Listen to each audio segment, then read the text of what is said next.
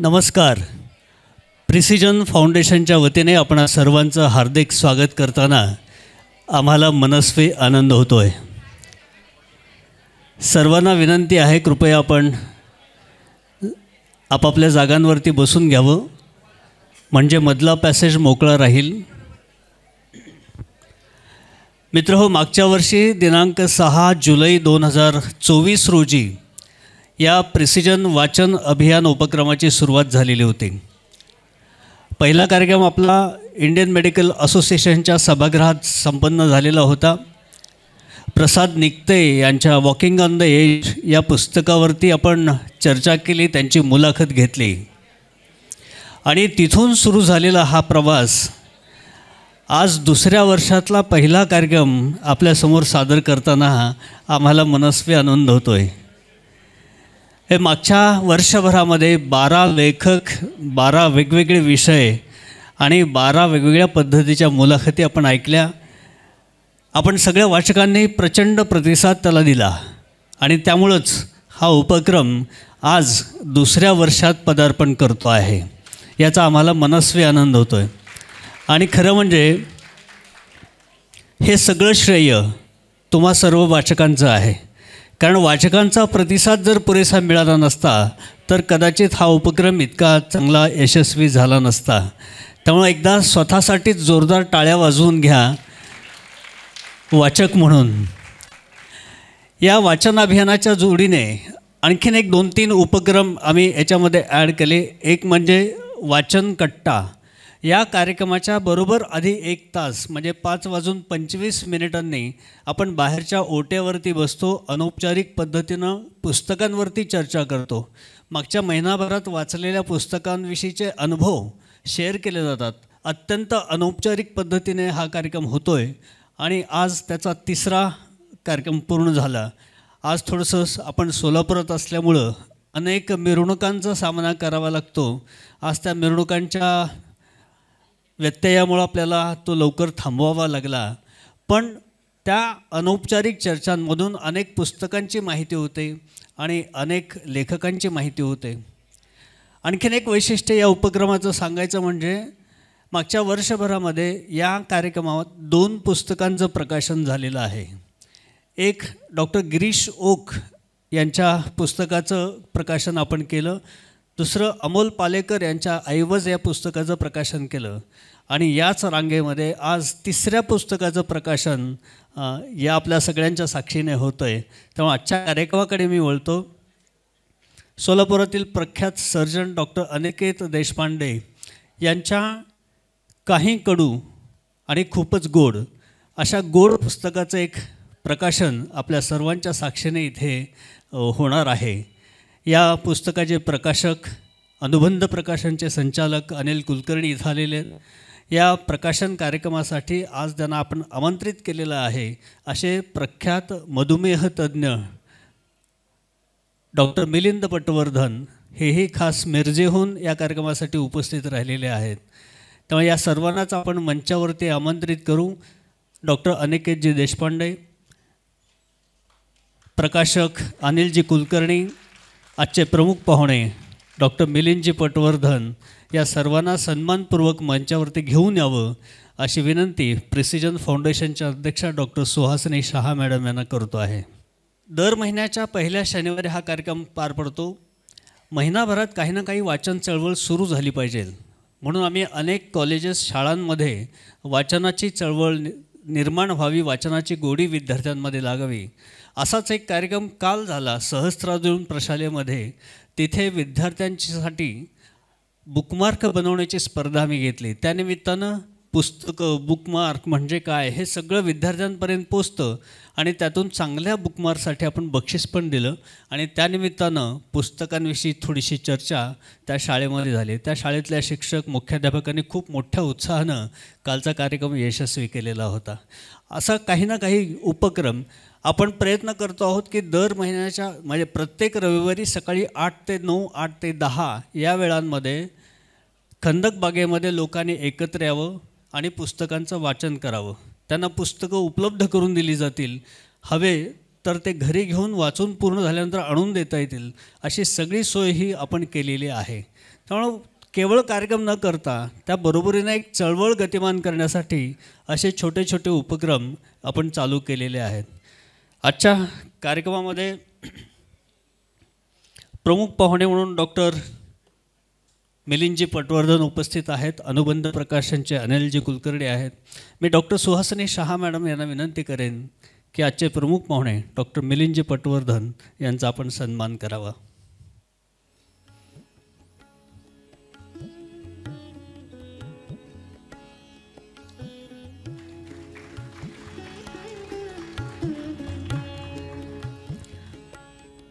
यानंतर आजचे प्रकाशक अनुबंध प्रकाशनचे संचालक माननीय अनिल कुलकर्णी यांचाही सन्मान करावा अशी विनंती मी डॉक्टर शहा मॅडमना करतो आहे.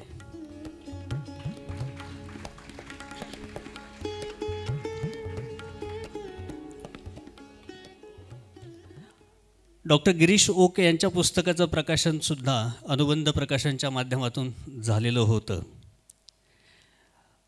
आपणा सर्वांचे परिचित असलेले पण लेखक म्हणून आज नव्यानं अधिकृतरित्या आपल्यासमोर येणारे असे डॉक्टर अनिकेत देशपांडे.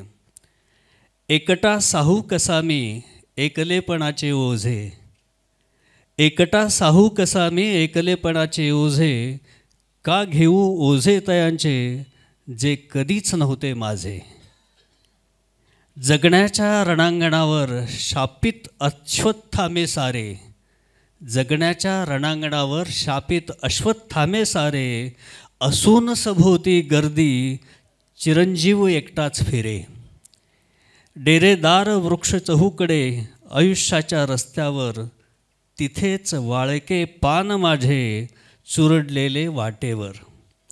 स्वर्ग माझा नरक माझा सभोवती घेऊन फिरतो, जगण्याचे दान माझे ज्याचे तयास देत जातो. ही डॉक्टर अनिकेत देशपांडे यांची कविता आहे. अशा अनेक कविता आपल्यापर्यंत पोहोचत. त्यामुळे मी डॉक्टर सुहासिनी शहा मॅडम यांना विनंती करेन की आपण त्यांचा सन्मान करावा.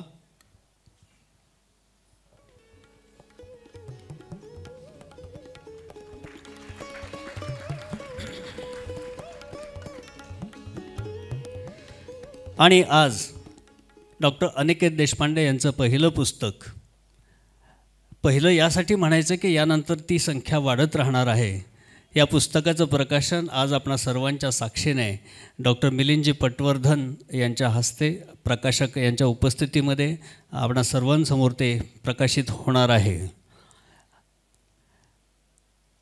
या पुढचं कदाचित ते कवितांवर कविता संग्रह असू शकेल अशी आपण अपेक्षा करूयात, कारण त्यांच्या कविता अत्यंत वाचनीय आहेत. त्याच्यामध्ये गेयता आहे. गुणगुणावत राहावं असं वाटणाऱ्या त्यांच्या या कविता आहेत. त्यामुळे आजच्या या प्रकाशन समारंभाकडे आपण वळूयात. मी सर्वच मान्यवरांना विनंती करेन की आपण या काही कडू आणि खूपच गोड या डॉक्टर अनिकेत देशपांडे लिखित पुस्तकाचं प्रकाशन आपण सर्वांनी करावं.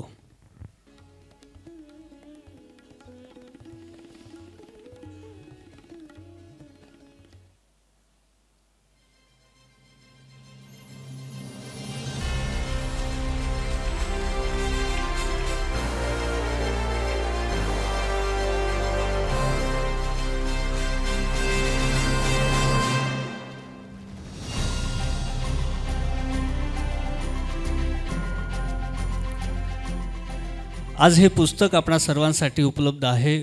त्याची मूळ किंमत 175 रुपये आणि मी नेहमीच म्हणतो आज ते सवलतीच्या दरामध्ये फक्त 100 रुपयाला मिळणार आहे.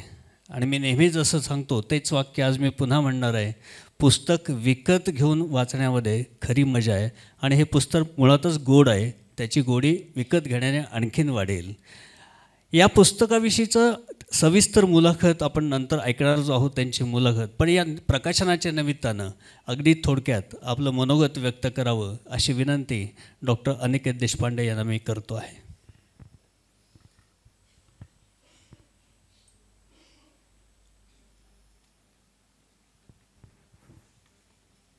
मंचावरील मान्यवर आणि मंचासमोरील मान्यवर, आपणे सगळ्यांचं मी स्वागत करतो. आज अमोल पालेकर आणि गिरीश ओक यांच्यानंतर माझ्या पुस्तकाचा प्रकाशनाचा लाभ मिळतो आहे, हे माझं अत्यंत भाग्य आहे. त्याचं एकच कारण आहे की मी जीवनात कुठलंही नाटक केलं नाही. जे जगलं ते अगदी सच्चेपणाने जगलो आणि ते समोर तुमच्यासमोर अगदी उघड करून सांगणार आहे. हा माझं आत्मचरित्र नाही, असो त्याविषयी पुढे येणारच आहे.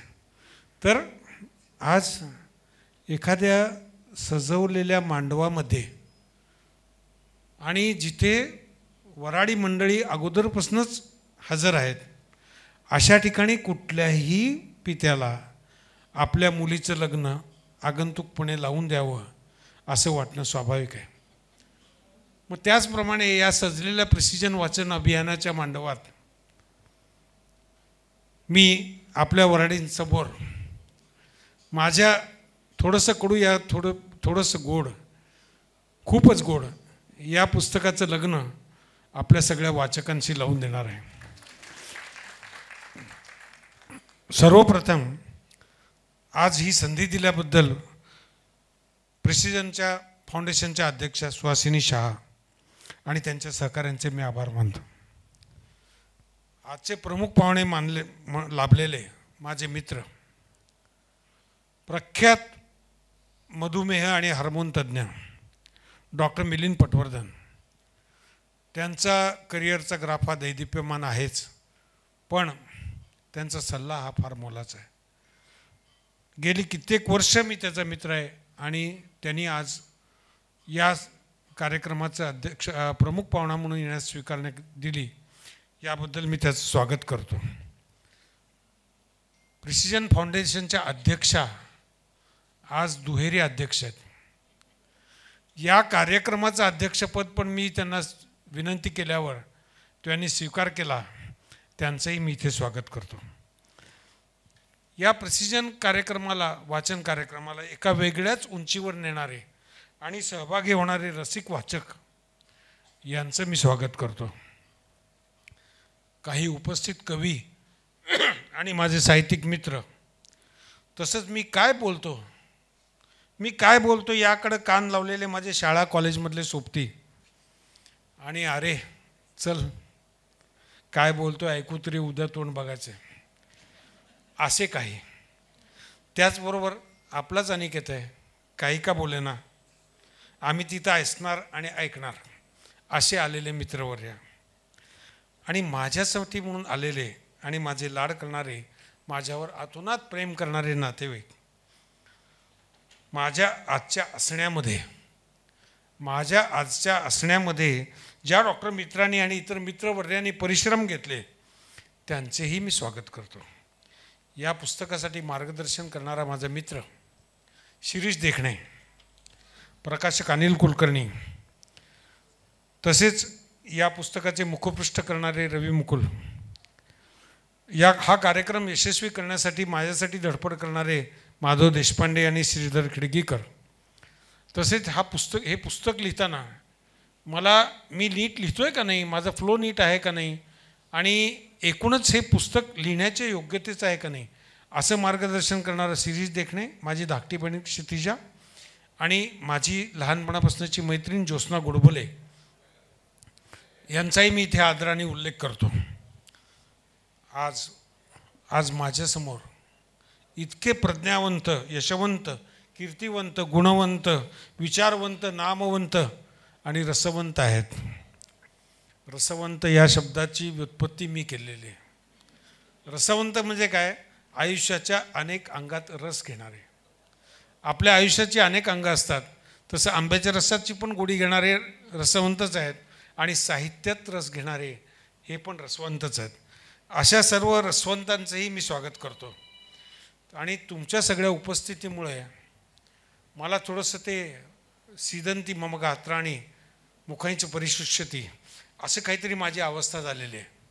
पण माझा जो सारथी आहे शिरीष देखणे, त्यांनी मला सांगितलं तू बिंदास कार्यक्रम कर, काही गात्र वगैरे गळणार नाहीत आणि सगळंच व्यवस्थित होईल असं त्यांनी मला सारथ्य दिल्यामुळं मी आज हा कार्यक्रम इथं घ्यायचं ठरवलं. आणि तुमच्यासमोर मी आहे आणि माझ्या जरा डोक्याकडे बघा, कुठेही केस विरळ नाहीत, पांढरेपणाचा फार कमी लवलेश आहे, बुद्धिवंत असल्याचं कुठलंही प्रामाण्य माझ्याकडं नाही, त्यामुळं मी तुमच्यातलंच एक आहे. तसंच मी साहित्यिक पण नाही. आज जरा कपडे घातलेच साहित्यिकासारखे, तेही मुलगा म्हणाला की अहो बाबा तुमचंच पुस्तक आहे, थोडं तरी जरा कपडे नीट घाला. ते लोक आजकाल काय माहिती आहे का, स्वभावापेक्षा रूपावर भाळतात, त्यामुळं मी हे कपडे घालून तरी आलो. पण बघा माझ्या खांद्याला शबनमची जोडी नाही, त्यामुळं मी कुठलाही साहित्यिक असल्याचा पुरावा माझ्याजवळ नाही. मी विचारवंतही नाही, मी स्वच्छ दाढी करून आलो आहे. कुठेही मला फ्रेंच कट दाढी किंवा खुंट वाढलेले केस दिसणार नाहीत. गालावर थोडंसं असं काही काही करतोय मी, परंतु ते स्वच्छ दाढी केल्यामुळं, घुटून दाढी केल्यामुळं थोडं हुळहुळते एवढंच. बाकी वैचारिक कुठे खाजवट माझ्या हनवटीवर नाही आहे.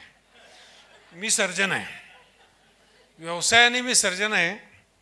आणि सर्जन म्हणून मी कसा आहे याचं मूल्यमापन माझे पेशंटच करतील. ते मूल्यमापन मी करायचं नाही आहे, ते त्यांच्याच हातात आहे. पण एक आहे, मी नामवंत सर्जन आहे.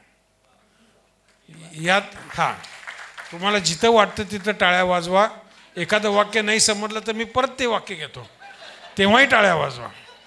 मी नामवंत सर्जन आहे, कारण ज्यांचं यशस्वी नाव करतो ऑपरेशन ते माझं नाव घेतातच, आणि ज्यांचं अयशस्वी होतं ते नावं ठेवतातच.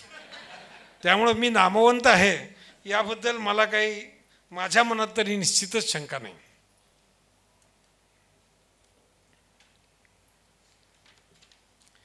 मी सरळ वळणाचा साधा माणूस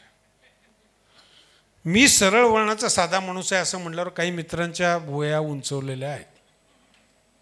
पण मी तुम्हाला सांगू का, हे वाक्य मला जर दुरुस्त करावं लागेल.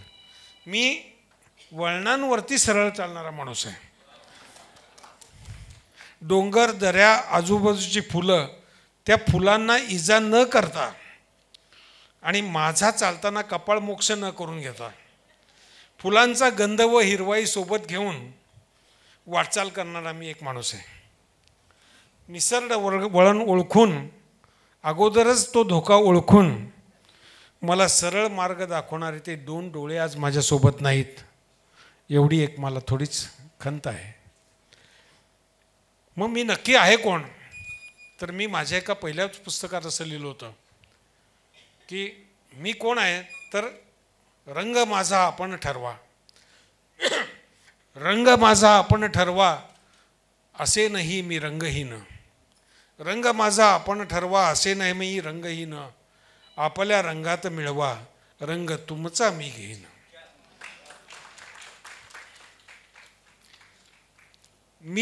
मी होण्यासाठी, आज जो काही मी आहे त्यातलं मी होण्यासाठी इथे असलेल्यांचे अनेक दृश्य आणि अदृश्य हात माझ्यासाठी कारणीभूत आहेत. तसेच माझ्या कठीण मार्गावर तेल घालून देखरेख करणारे त्यावेळेचे दोन डोळे आणि दोन सावरणारे हातही होते. मी एक व्यक्ती म्हणून जो सामना माझ्या आजारासोबत केला, मला गेली 40 वर्ष मधुमेह आहे. मी तुम्हाला नम्रपणे सांगतो की 31 डिसेंबर 2024 रोजी माझं 45,000वे इंजेक्शन एकही डोस न चुकता, एकही दिवस न चुकता मी घेतलेलं आहे. मी एक व्यक्ती म्हणून जो सामना माझ्या आजारांसोबत केला आहे, मला हृदयविकाराचं शंका ही 9 वेळा आली आणि त्याचे प्रसंग नंतर पुढे अभिवाचनात येणारच आहेत. मी द्विरुक्ती करत नाही. आणि त्यांना मी कसा सामोरा गेलो, आणि असे माझ्यासारखे अनामवीर खूप असतील. फक्त मी पुस्तक लिहिलं एवढंच. या माझ्या लिखाणाला साहित्यिक मूल्य आहे का नाही हे आपण ठरवा. पण मी निश्चित सांगतो की माझ्या लिखाणाला एक प्रेरक मूल्य नक्कीच आहे. कुणा जरी एखाद्याला जरी वाटलं की अरे आपल्याला डॉक्टरांनी इन्शुलिन सांगितलं, नाही मला नको, नाही एकदा ते घ्यावं लागले कायम घ्यावं लागतं, नाही नको, कसं घ्यायचं 4 चौघात, नाही ते लागलं की कायमचं लागतं, अशा ज्या भीती आहेत, ह्याच्यातनं एक जण जरी व्यवस्थित इलाज घेणारा मला निर्माण झाला हे पुस्तक वाचून, तरी मी म्हणेन की याचं प्रेरक मूल्य हे खूपच आहे. या लिखाणात ज्यांना लवकरच इन्शुलिन घ्यावं लागतं त्यांना जगण्याचा गोडवा देण्याचं काम हे पुस्तक करेल. साखर वर्ज्य होऊ नये आयुष्यात गोडवा कसा राहता येतो आणि आपलं हसू न होऊ देता हसता जगता कसं येतं हे आपल्याला सांगेल. यात आता या भावना ज्या वेगवेगळ्या आजारांशी वेगवेगळ्यांनी कधीतरी मात केलेली असणार आहे, संकटाशी सामना केला असणार आहे आणि करताही असणार आहेत, त्यांच्या आधी माझ्या भावना या काही वेगळ्या असणार नाहीत. त्या भावना एकच असतील, संकट कदाचित वेगळी असतील आणि त्यातनं काढलेले मार्गही वेगळे वेगळे असतील, पण त्या क्षणी येणाऱ्या भावना आणि त्यातून जगल्यानंतरच्या येणाऱ्या भावना या तुमच्या आणि माझ्या या आयुष्यभर समानच असणार आहेत. म्हणून मी म्हणतो की मी भावभावना तुमच्याच शब्द ही ओठात तुमचा, भावभावना तुमच्याच शब्द ही ओठात तुमचा, मी कुंकवाचा धनी लिहिलेल्या कागदाचा. हे जे पुस्तक लिहिले आहे त्या कागदांचा फक्त मी धनी आहे, बाकीच्या भावना आहेत त्या तुमच्या आणि माझ्या या संकटसमयी, दुःखद प्रसंगी, गोड प्रसंगी या सारख्याच असणार आहेत. आपण काही वेगळे नाही होतो. मी आपल्यातलाच एक सरळ चालणारा माणूस आहे, वळणावरती सरळ वळण घेणारा. तर आज आपण सगळेच इथे आलात याबद्दल मी आभार मानणार नाही, पण मी आपल्या ऋणात राहणार. आज मी इथे आहे हे श्रेय याच अदृश्य दृश्य शेकडो हातांचं आहे. रॉय किणीकरांचे शब्द वापरून मी म्हणेन, ऋण मातपित्यांचे असते जन्मायाला, ऋण मातपित्यांचे असते जन्मायाला, ऋण सुहृदांचे असते या जगण्याला, ऋण सवंगड्यांचे असते फुलण्याला, ऋण पत्नीचे असते आपल्या पूर्णत्वाला, ऋण फेडायाचे राहून माझे गेले, ऋण फेडायाला पुन्हा पाहिजे मेले. असे मी कित्येक जन्म घेतले तरी नव्या रूपात परत तुमचे ऋण माझ्यावर राहणारच आहेत. इतकं बोलून माझ्या पुस्तकातला भाग हा मुलाखतीत आणि अभिवाचनात येईलच याची खात्री देऊन मी माझं मनोगत थांबवतो. धन्यवाद.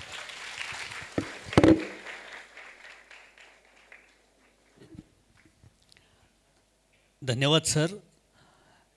मग यानंतरच्या मुलाखतीमध्येही त्यांच्याकडे सांगण्यासारखं खूप आहे. त्यांची मिश्किली आणि वळणावरचं सरळपण हे आपल्या ऐकतानासुद्धा खूप भावत जातं. या पुस्तकाचे प्रकाशक अनिलजी कुलकर्णी यांना विनंती करेन अगदी थोडक्यात आपण आपलं मनोगत व्यक्त करावं.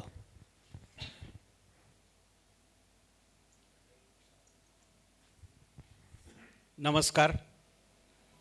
प्रिसिजन फाउंडेशन वाचन अभियानाअंतर्गत माझ्या प्रकाशनाचं हे दुसरं पुस्तक इथं प्रकाशित होत आहे. खरं तर सोलापूरच्या 4-5 लेखकांची पुस्तकं मी प्रकाशित केली आहेत आणि सोलापूरला यायला मला आनंद वाटतो, कारण साहित्यप्रेमी चळवळ, वाचक चळवळ आणि वाचक अभियान ज्या पद्धतीने चालतं आहे ही आपली उपस्थिती पाहिल्यावरच लक्षात येतं की सोलापूरमध्ये वाचन संस्कृती, मराठीचं वाचन करणारे अधिक वाचक आहेत, याचा आम्हाला आनंद होतो.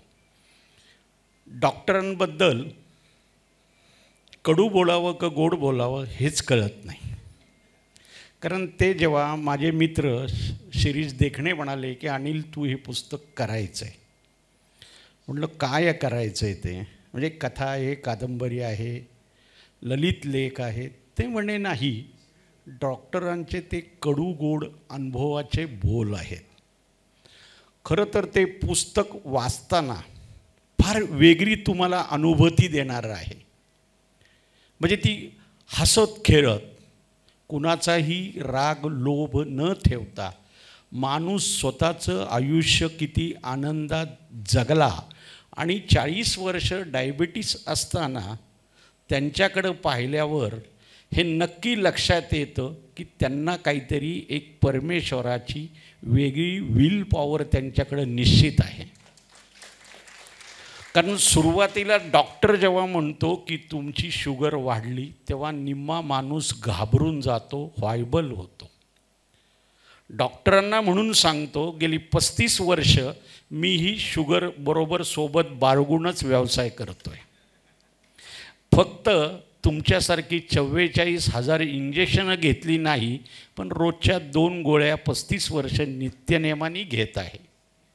खरं तर औषध घेणं हे लोकांना भीती वाटते, चिकटला की चिकटतं, पण त्याची पथ्य आणि तुम्ही आनंदी जीवन जगला तर डायबिटीसवरती मात करता येतेच. डायबिटीसच नाही, तो कुठल्याही रोगावर तुम्ही आनंदाने मात करू शकता. तुमचा आत्मविश्वास जागृत पाहिजे. जर प्रत्येकाला हे जर डॉक्टरांचं पुस्तक वाचलं, एक तुम्हाला वेगळी अनुभूती त्यातनं नक्की मिळणार आहे. कारण प्रकाशक म्हणून पूर्ण पुस्तक वाचतो. वाचल्यानंतर आमचं 2दा प्रूफरिडिंग होतं, चर्चा होती. पण या पुस्तकाबद्दल, अंतरंगाबद्दल मी फार बोलणार नाही, कारण नंतर त्यांची मुलाखतही आहे आणि त्यातनं तुम्हाला सगळ्याचा उलगडा नक्कीच मिळणार आहे. तर मी प्रिसिजन फाउंडेशन या वाचन चळवळी अभियानाचं मॅडम असतील, देशपांडे असतील, समोर सर आहेत, यांना या उपक्रमाबद्दल धन्यवाद देतो आणि आपल्या सर्व रसिक प्रेक्षकांचे आभार मानतो. धन्यवाद. धन्यवाद सर. यानंतर डॉक्टर अनिकेत देशपांडे आणि डॉक्टर मिलिंदजी पटवर्धन यांची मुलाखत स्वतंत्र आहे, पण या प्रकाशनाच्या औपचारिकतेचा एक भाग म्हणून अगदी थोडक्यात आपलं मनोगत व्यक्त करावं अशी विनंती डॉक्टर मिलिंद पटवर्धन यांना करतो आहे.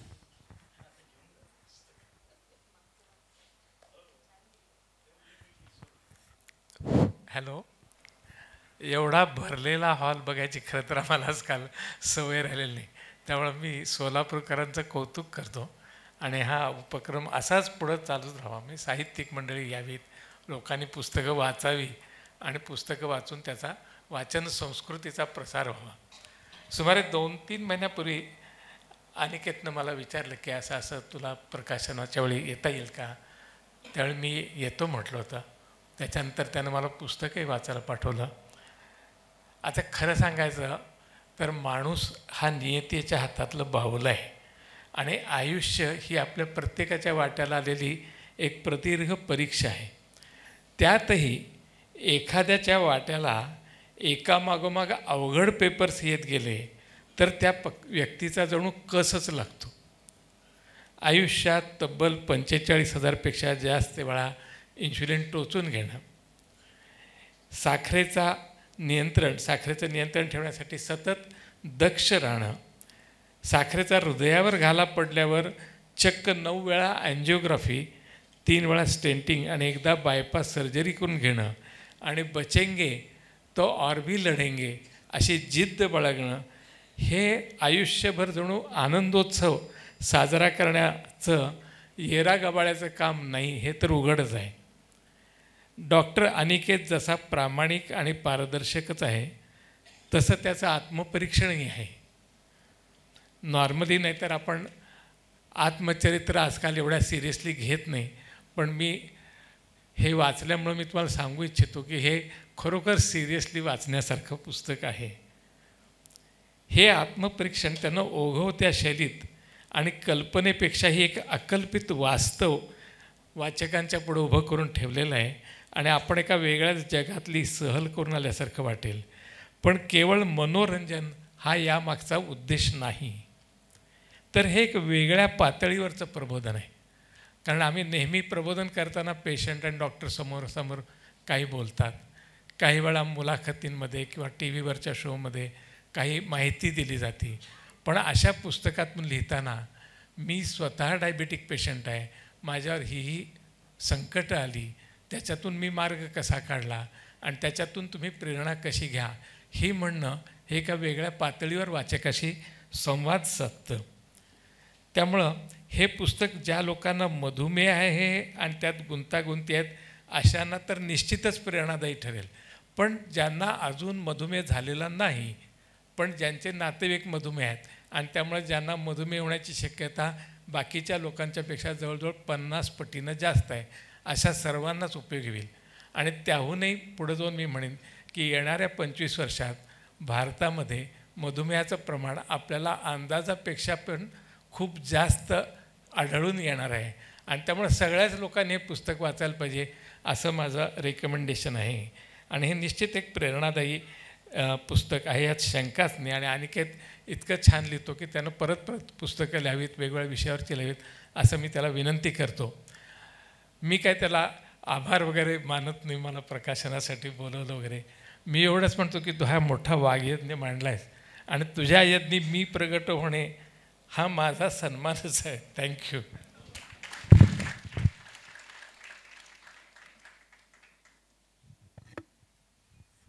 धन्यवाद सर.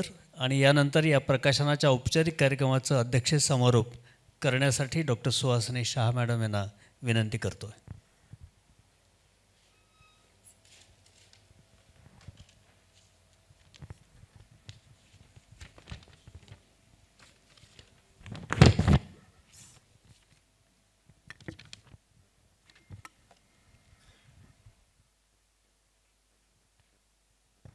आजच्या या प्रकाशनाच्या कार्यक्रमासाठी आवर्जून मिरजेहून आलेले डॉक्टर मिलिंद पटवर्धन, प्रकाशक श्री अनिल कुलकर्णी, लेखक डॉक्टर अनिकेत देशपांडे आणि प्रिसिजन वाचन अभियानाचे सर्व सुजाण रसिक वाचक आणि श्रोते, नमस्कार. आज डॉक्टर अनिकेत देशपांडे यांच्या थोडंसं कडू आणि खूपच गोड या पुस्तकाचं आपण प्रकाशन प्रिसिजन वाचन अभियानच्या मंचावर केलं आणि त्याचा मला अतिशय आनंद होत आहे आणि खूप अभिमान पण वाटतो आहे. डॉक्टर अनिकेत देशपांडेंचा आणि माझा एक वेगळा घरोबा आणि ऋणानुबंध आहे. माझे वडील डॉक्टर विनायक चितळे हे अनिकेत सरांचे गुरु आणि त्याहून जास्ती मित्र असं मी म्हणेन. आणि हे पुस्तक वाचताना वेळोवेळी चितळे सर आणि चितळे मॅडम येत आहेत आणि ते सगळ्यांनाच नक्कीच जाणवतील. शिवाय मी VM मेडिकल कॉलेजमध्ये अंडरग्रॅड शिकत असताना अनिकेत सरांनी मला अनेक क्लिनिक्स घेतलेली आहेत आणि आता यतीनची आणि त्यांचीही खूप चांगली मैत्री आहे. त्यामुळे एक वेगळा घरोबा आहे. आणि त्यामुळे अनिकेत सर तसंच ते ना प्रिसिजन वाचन अभियानचे आणि सर्वच कार्यक्रमांचे प्रिसिजनच्या एक अतिशय जाणकार प्रेक्षक आणि शुभचिंतक आहेत. आणि त्यामुळे मी एकदा त्यांना विचारलं की प्रिसिजन वाचन अभियानमध्ये माझा वाचन प्रवास असा एक 5 मिनिट आपण बोलायला सांगतो, रिक्वेस्ट करतो लोकांना, तर त्यात आपण सहभाग घ्याल का? तर मला सरांनी सांगितलं की 5 मिनिट नाही, मला ह्याच्यावर बोलायला 30-40 मिनिटं लागतील. आणि त्यामुळे तो विषय तिथेच राहिला. पण तेव्हा त्यांच्या जीवन प्रवासावर एक संपूर्ण कार्यक्रम होईल, त्यांचं पुस्तक इथे प्रकाशित होईल असं ध्यानीमनी देखील नव्हतं. आणि त्यामुळे आजचा हा प्रकाशन सोहळा आणि नंतरची मुलाखत आपल्याला सगळ्यांना ऐकण्याची मोठी संधी मिळती आहे आणि त्याबद्दलही मला खूप खूप आनंद आहे. आजच्या या पुस्तकाचं प्रकाशन माझ्या हस्ते म्हणजे अध्यक्षतेखाली झालं असलं तरी पण मी पुस्तकाविषयी नाही बोलणार, कारण नंतर मुलाखत आहे आणि आपण सगळे त्यातून जाणून घेणारच आहोत. पण मी हे पुस्तक गेल्या 2 दिवसात पूर्ण वाचलं. खूप सुंदर छपाई आहे, फॉन्ट छान आहे, कुलकर्णी सरांना आवर्जून सांगते. आणि त्यामुळे अगदी भराभर मी वाचलं हे पुस्तक. आणि त्यामुळे त्यातली आवडलेली काही वाक्य मला नक्कीच तुम्हाला सगळ्यांना सांगायला आवडेल, शेअर करावीशी वाटत आहेत. पुस्तकातली आहेत, मी वाचून दाखवते आहे. अनिकेत सर म्हणतात, मी कोणी असामान्य माणूस नाही, मी फार बुद्धिमान, धनवंत, कीर्तिवंतही नाही, पण एक परीक्षा चांगल्या मार्कांनी पास झालो आणि पुढेही पास होत गेलो, इतकंच. पण मी परिश्रमी आहे, मध्यमवर्गीय आहे, फार तर उच्च मध्यमवर्गीय म्हणता येईल. मी सर्जन आहे, पण कसा आहे माझं पेशंटच ठरवतील आणि माणूस म्हणून कसा ह्याचं मूल्यमापन काळ करेल. आत्मचरित्र लिहिण्या इतका मी थोर नाही, पण मी दिलेला प्रदीर्घ लढा आपल्यास जर जगण्यासाठी उभारी देणार असेल तर हे लिहिणं योग्य ठरेल हे नक्कीच. कडू आणि गोड एकाच नाण्याच्या 2 बाजू. आपण नाणेफेक करतो, काही वेळा कडू, बरेच वेळा गोड कौल येतो, तेच जगणं आहे. कडू आहे म्हणूनच गोडी वाढते, हे सत्य परस्परावलंबी आहे. माझ्या आयुष्यात बऱ्याच लहान वयात माझं रक्त साखरेत न्हालं आणि साखर आयुष्यातून वर्ज झाली.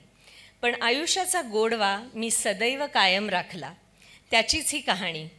ही कहाणी सहानुभूतीसाठी नाही, तर माझ्याप्रमाणे ज्यांना आजार आहे त्यांना जगण्याची, कडूगोड पचवण्याची प्रेरणा देण्यासाठी आहे.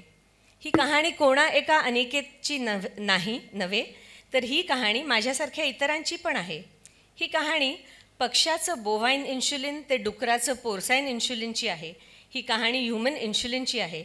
ही कहाणी इंजेक्शननी रक्त काढून तपासणी ते एका हातात ग्लुकोमीटरची आहे.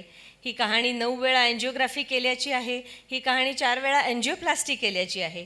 ही कहाणी एक वेळा बायपासची आहे. ही कहाणी 3 वेळा स्वर्गाचं दार ठोठावल्याची आहे. ही कहाणी साखर कमी झाल्याने वारंवार चक्कर येऊनही स्थिर उभं राहण्याची आहे. 1 इंजेक्शन म्हणजे 1 धाव असा जर हिशोब केला तर ही कहाणी 40 वर्षात नाबाद 45,000 धावांची आहे. ही कहाणी रक्तातील साखर कमी करून, आयुष्यातली साखर वर्ज करून जीवनात गोडवा कायम ठेवण्यासाठी दिलेल्या लढ्याची आहे. खूपच मला ही वाक्य भावली आणि म्हणून मला ती तुम्हाला अगदी वाचून दाखवावीशी वाटली. आणि या पुस्तकातली आणखी एक गोष्ट मला आवडली, ती म्हणजे खंबीरपणे दिलेल्या लढ्याबरोबरच आपण केलेल्या चुकून झालेल्या चुका या देखील अतिशय प्रांजळपणे त्यांनी दिलेल्या आहेत. आणि इतर कोणी तशा करू नयेत हीच भावना ठेवून या चुका देखील सांगितल्या आहेत. अनिकेत सर एक लेखक, आता संगीत, नाटकाचे आणि कलेचे रसिक आणि जाणकार आहेत. तसेच एक कवी देखील आहेत. त्यांच्या अनेक सुंदर कविता फेसबुकवर मी वाचल्या आहेत. त्यामुळे पुढे एखादा कविता संग्रह देखील आपल्यापर्यंत येईल अशी आशा करते आणि त्यासाठी त्यांना खूप शुभेच्छा देते. आजचा वाचन अभियानाचा 2ऱ्या वर्षाचा पहिला म्हणजे 13वा हा अध्याय आहे. आणि आपण सगळ्या रसिक वाचकांनी दिलेल्या प्रतिसादामुळेच हे काम आम्ही अविरतपणे करू शकतो आहे. आपल्या सगळ्यांचे मनापासून आभार. आणि माझी छोटीशी टीम आहे पण त्या सगळ्यांचे देखील मी आभार मानते. इकडे माधव, श्रीधर खेडगीकर, वैशाली, विनायक, सगळ्यांचे खूप खूप आभार. सगळेजण कष्ट घेत आहेत आणि म्हणून आज आपण इथे वेगवेगळ्या पुस्तकांवर ऐकायला, चर्चा करायला उपस्थित राहू शकतो आहे. तर सगळ्यांना पुन्हा एकदा मी आभार मानते. अनिकेत सरांना खूप खूप शुभेच्छा देते आणि इथेच थांबते. धन्यवाद.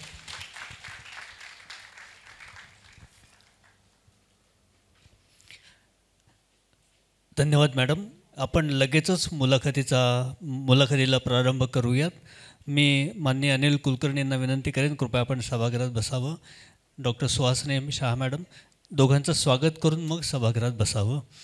आजची मुलाखत घेण्यासाठी मी मंचावरती आमंत्रित करतो आपणा सर्वांचे परिचित शिरीषजी देखणे यांना.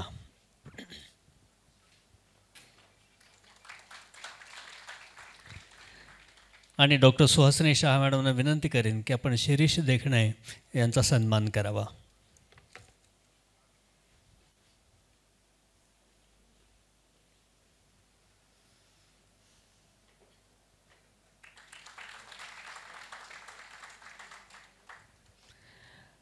या मुलाखतीच्या दरम्यान पुस्तकातल्या काही भागांचं अभिवाचन केलं जाणार आहे. आणि अभिवाचन करण्यासाठी आज आपल्यासोबत आहेत श्री धनंजय गोडबोले. धनंजय गोडबोले हे उत्तम नाट्यकलावंत आहेत, उत्तम अभिवाचक आहेत. यापूर्वीही वाचन अभियानामध्ये त्यांनी अभिवाचन केलेलं आहे. आजही ते अभिवाचनासाठी उपस्थित आहेत. त्यांनाही मंचावर येण्याची विनंती करतो.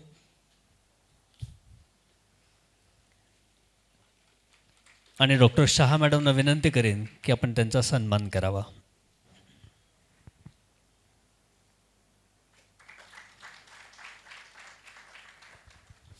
धन्यवाद. आणि यानंतरची सारी सूत्र आजचे मुलाखतकार श्री शिरीष देखणे यांच्याकडे सुपूर्त करतो आणि आपली रजा घेतो. धन्यवाद.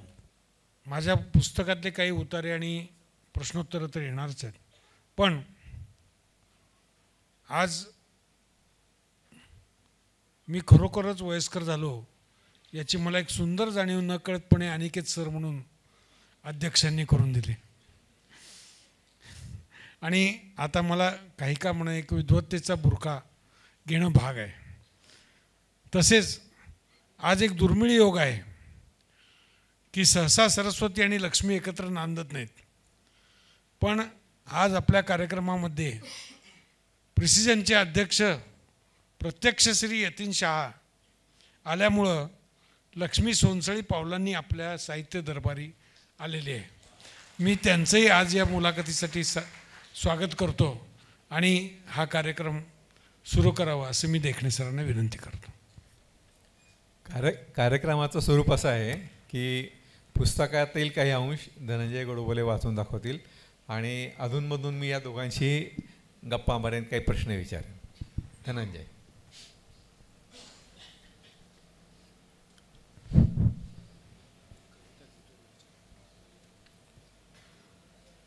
ते वर्ष होतं 1984. नवी स्वप्ने, नव्या वाटा, नव्या दिशा मनाला नव्याने उमलवत श्रावण आला. जागोजागी पूजा अर्चा, सणवार, उल्लसित वातावरण, नैवेद्याची गोड जेवणं आणि माहेर वाशिणीची पहिली मंगळागौर. मला आठवतं त्या वर्षी माझ्या धाकट्या बहिणीची सौ क्षितिजा हिची मंगळागौर होती. दुपारच्या गोड पुरणपोळीच्या जेवणावर मी मस्त ताव मारला. तेवढ्यात ते कुणीतरी म्हणलं, अरे बारीक झालास. तेवढ्यात अजून एक कुणीतरी म्हणाली, अरे अभ्यास कर पण तब्येतीकडे दुर्लक्ष करू नकोस, तपासण्या करून घेत जा वेळेवर. मग मी घरी जाता जाता वाटेत रक्त तपासायला थांबलो. सॅम्पल दिलं. रिपोर्ट संध्याकाळी येणार होते. त्या दिवशी श्रावण जोरात कोसळला. नवसंजीवन फुलण्याऐवजी फुलणारं, फुललेलं जणू उद्ध्वस्त करत होता. वीज कल्लोळ कडाडत होता. असं वाटत होतं की वीज कोसळेलच. आपलं मन कधी खोटं बोलत नाही. रिपोर्ट हातात आला आणि ब्लड शुगर होती फक्त 330. पुरणपोळीच रक्तात उतरली होती का माझा अंगभूत गोडवा होता का विरासत होती माहिती नाही. समोर डिग्री, बायको, मुलगी फेर घालत होते. नखशिखांत चिंब भिजलो होतो, पण कोरड्या मनाचा देखावा करत घरी गेलो. अनिता पण रिपोर्टची वाट पाहत होती. मी रिपोर्ट सांगितला. अगं आज जरा गोड झालं ना फार, परत तपासून बघूया, जरा जेवणात गोड कमीच करावं लागेल. ती बिचारी हो हो म्हणाली. मी त्या क्षणापासून साखर वर्ज्य केली, पण गोडवा कायम ठेवला. त्यानंतर मी सरळ उठलो आणि गेलो ते डॉक्टर जी जोग यांच्याकडं. त्याने डाएट, व्यायाम व मेटफॉर्मिनची गोळी चालू केली. व्यायाम तर मी शाळेपासून करतच होतो, आजही करतो.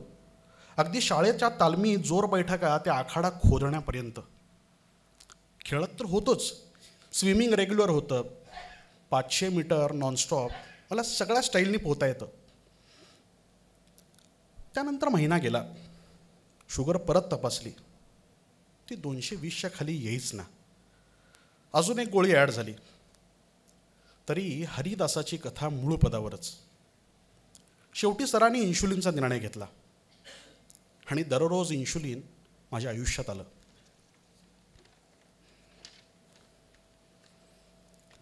ते बोवाईन ओरिजिनचं होतं. त्यावेळेस ते सर्वत्र मिळायचं. काचेची सिरिंज, 26 नंबरची सुई, रोज उकळणे व घेणे. पहिल्या इंजेक्शनच्या वेळेस माझ्या पत्नीच्या डोळ्यात मी पाणी पाहिलं. तिला आणि मला वर्तमानाची जाणीव होती, पण भविष्याच्या स्वप्नांची आमच्याजवळ उत्तरे नव्हती. तशात इतरांचे सल्ले पण मिळायला लागले. अर्थात माझे दैवत डॉक्टर जोग हेच होते. ते माझ्या वडिलांचे क्लासमेट. अत्यंत स्पष्ट वक्ते, पण तेवढंच सपोर्ट करणारे. मी फक्त त्यांचंच ऐकलं. माझे एक सर होते. त्यावेळेस लघवी तपासून मग साखर कंट्रोल बघायचे. हीच एक रुटीन पद्धत होती नव्हे, ती एकच पद्धत होती. माझी युरिन नेहमीच 2+ शुगर दाखवायची. सर म्हणाले, अरे तू टमॅटो खातो का? मी हो म्हणालो. त्यावर ते म्हणाले, त्यात C विटॅमिन असतं ना, त्यामुळे युरिनमध्ये ते येत असेल. ही केवळ एक थिरॉटिकल गोष्ट होती. याचा मधुमेहाच्या साखरेशी काहीही संबंध नव्हता. तरी लोक आपलेपणाने सांगायचे. मी हसत हो म्हणायचो. माझा एक मित्र होता, तोही डॉक्टर. अरे रे अनिकेत, अरे इन्शुलिन म्हणजे 15 वर्षांनी रेटिनावर परिणाम. ऐकूनच माझ्या डोळ्यासमोर अंधारी आली. तो सांगत होता ते पुस्तकी ज्ञान होतं. त्याउलट जोग सर उत्तेजन द्यायचे. ते म्हणाले, काळजी करू नकोस, अगदी तू इलाज केला नाहीस ना तरी 15 वर्ष काहीही होणार नाही. दोघांचंही गणित 15 वर्षांचंच होतं, पण सांगायची पद्धत मात्र वेगळी. उपचार नीट केला तर काहीही होणार नव्हतं. अशी ही त्याच्या अनिकेतच्या आयुष्यातल्या डायबेटिसची सुरुवात आपण ऐकली आणि आता पुस्तकही प्रकाशित झालेलं आहे. माझा प्रश्न असा आहे की हे पुस्तक लिहिण्यामागे तुझी प्रेरणा कोणती, काय विचार काय होता, किंवा तुला आजूबाजूला काही असे अनुभव आले का की ज्यामुळे तुला वाटलं की आता हे सांगायलाच पाहिजे?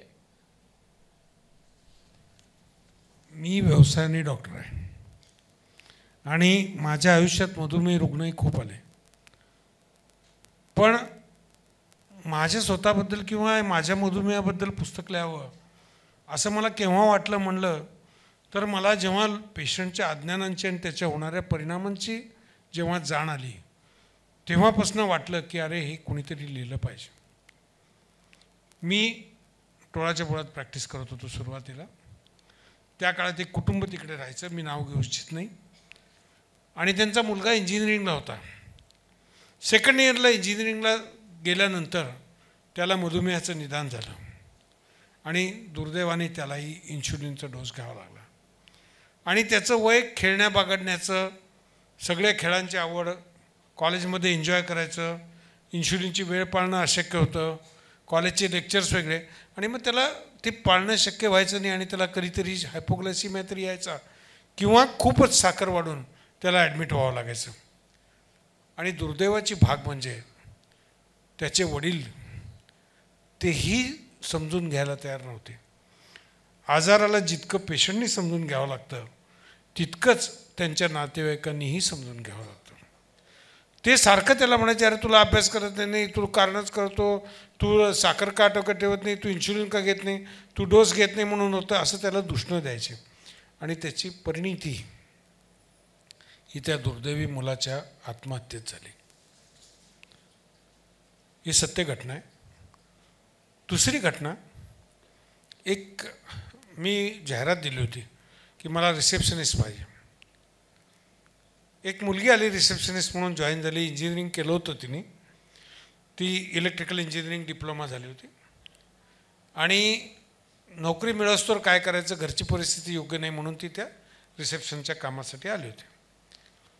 आणि तिला ड्युटी सकाळी 8 ते 4 दिलेली होती. मी नोट केलं की ही मुलगी कधी वेळेवर येते, कधी येत नाही, कधी 8:30 करते, कधी 9 करते. आणि सहसा आपण कुठलेही व्यवसाय चालवतो तेव्हा एकाला एक नियम आणि दुसरा नियम हे करणं जड जातं. आणि मला हिचं कारणही समजत नव्हतं. मग मी तिला विचारलं की तुला काय झालं, तू असं का वेळेवर येत नाही? मग ती माझ्या रूममध्ये रडायला लागली. मला म्हणाली, सर मला मधुमेह आहे, मला इंजेक्शन घ्यावं लागतं, मला स्वतःला इंजेक्शन घ्यायची भीती वाटते, माझ्या वडिलांना काही समजत नाही, मला सिव्हिल हॉस्पिटलला सिस्टरकडे जावं लागतं. त्या जेव्हा ड्युटीवर येतील आणि ड्युटीचा चार्ज घेतील त्यावेळी मला इंजेक्शन घ्यावं लागायचं. ती वेळ माझ्या हातात नाही दुर्दैवाने.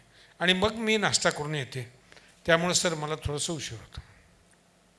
मला कसं तरी वाटलं, कारण मी त्याच अवस्थेत होतो. मी तिला इंजेक्शन कसं घ्यायचं हे शिकायला लावलं. आणि नुसतंच शिकायला लावलं नाही, मी हे मोठेपणा म्हणून सांगत नाही. मी त्या मुलीला सांगितलं की जोपर्यंत तू तुझ्या पायावर उभी राहत नाही तोपर्यंत तुला इन्शुलिन मी देत जाईन, तुझा इन्शुलिनचा खर्च मी उचलेन. आणि काही दिवसांनी, साधारण एक 9 महिने ते वर्षभर ती माझ्याकडे काम केलं आणि तिला पंढरपूरला MSCBमध्ये नोकरी मिळाली. इथपर्यंत घटना सगळ्या छान झाल्या, गोड गोड झाल्या. गव्हर्नमेंटची सरकारी नोकरी आणि दिसायला चांगली मुलगी, शिकलेली. एक मुलगा प्रेमात पडला, लग्न झालं, एक मूल झालं. पण त्या बाळणपणात तिला जे सहन करावं लागलं, तिला इंजेक्शनचे डोस वाढावे लागले, सारखं डॉक्टरांकडे जावं लागलं, ॲडमिट व्हावं लागलं, साखर कमी व्हायला लागली. आणि मग जसा खर्च वाढायला लागला तसं तिच्या मधुमेहाचं ओझं तिच्या पत्नीत्वापेक्षा जास्त झालं. आणि तिच्या बाळणपणानंतर ती आजही आहे, तिच्या नवऱ्याने तिला सोडून दिलं. या घटना कुठेतरी मी अनुभवल्यानंतर माझ्या लक्षात आलं की नाही अरे कुठंतरी मांडायला पाहिजे. आणि मी काही म्हणल्यासारखं मी लिखाण करतो नाही असं नाही. आणि माझे 2 काव्यसंग्रह पण प्रकाशित झालेत, लेखही कित्येक प्रकाशित झालेत. पण 2010 साली माझा मित्र मिलिंद पटवर्धनची मला रिक्वेस्ट आली की त्याच्या दिवाळी अंकासाठी मी एक लेख लिहावा. मग मी कसा मधुमेहाशी लढलो हे मी त्यावेळेला एक 6 ते 8 पानाचा लेख लिहून त्याच्या दिवाळी अंकाला पाठवून दिला. ते साल होतं 2010 आणि मधुसखा नावाच्या दिवाळी अंकामध्ये ते यांच्या पुस्तकात प्रकाशित झालं. आणि त्यावेळेला माझं त्याचं शीर्षक होतं नाबाद 20,000. नाबाद 20,000 म्हणजे त्यावेळेला माझं नुकतंच 20,000 इंजेक्शन घेऊन झाले होते. पण ते लिहिताना मला एक हार्ट अटॅक 95ला येऊन गेला होता आणि एक 2009ला आला होता. मग नियतीच्या मनात काहीतरी वेगळंच होतं की एवढ्या लेखावर त्या नियतीचं समाधानच होणार नव्हतं. म्हणून तिने मला असंख्य प्रसंगातनं घातलं. माझ्या डोळ्याचं कॅटरॅक्ट झालं, डोळ्याचं पॅरालिसिस झालं, ते त्यातनं बिवारलं वगैरे वगैरे वगैरे, ते आता पुढे येणारच आहे. तर असं सगळं नियतीच्या मनात कदाचित त्यावेळेला लेखा एवढाच मजकूर होता, तो पुस्तकापर्यंत जावा अशी इच्छा असावी. आणि मग हे पुस्तक बऱ्याच घडामोडीनंतर आपल्यासमोर आलं. धन्यवाद धनंजय. तर इन्शुलिन सुरू झालं. काही दिवसातच माझं अंग खाजायला लागलं. इंजेक्शनच्या जागी लाल होऊन खाजायचं. जोग सरांकडे गेलो. त्यांनी बोवाईन इन्शुलिनची ॲलर्जी सस्पेक्ट केली. मी विचारलं इन्शुलिन कायमच घ्यावं लागणार का? मग त्यांनी मला मुंबईतील एक थोर एंडोक्रोनॉलॉजिस्ट होते त्यांना रेफर केलं. ते होते डॉक्टर भांडारकर, केम्स कॉर्नरजवळ. मी त्यांच्याकडे गेलो. त्यांनी माझी हिस्ट्री घेतली, औषधोपचार बघितला. नंतर त्यांनी सांगितलं की इन्शुलिन घ्यावंच लागेल. मी माझा प्रॉब्लेम त्यांना सांगितला. इंजेक्शनची जागा दाखवली. ते पाहून ते म्हणाले पोर्साईन इन्शुलिन घ्यावं लागेल. इतरही काही सूचना त्यांनी मला दिल्या. त्यावेळेस ते इंजेक्शन फक्त मुंबईतच मिळत असे, पुण्यात आणि सोलापुरात ते मिळत नसे. त्यानंतर मी आणि अनिता एका रेस्टॉरंटमध्ये गेलो. कॉफी घेतली. आम्ही आमच्या चेहऱ्यावरचे लपवलेले भाव वाचत होतो. ते स्पष्ट दिसत होते. पण दोघांनाही तेवढंच वाईट वाटत होतं हे न वाचता दिसत होतं. केवढा धीर होता भावनांचा आणि एकमेकांना आमचा. सोलापुरात आलो. बाबांना सांगितलं. त्यांनी मला धीर दिला. काही होत नाही रे असं ते म्हणाले.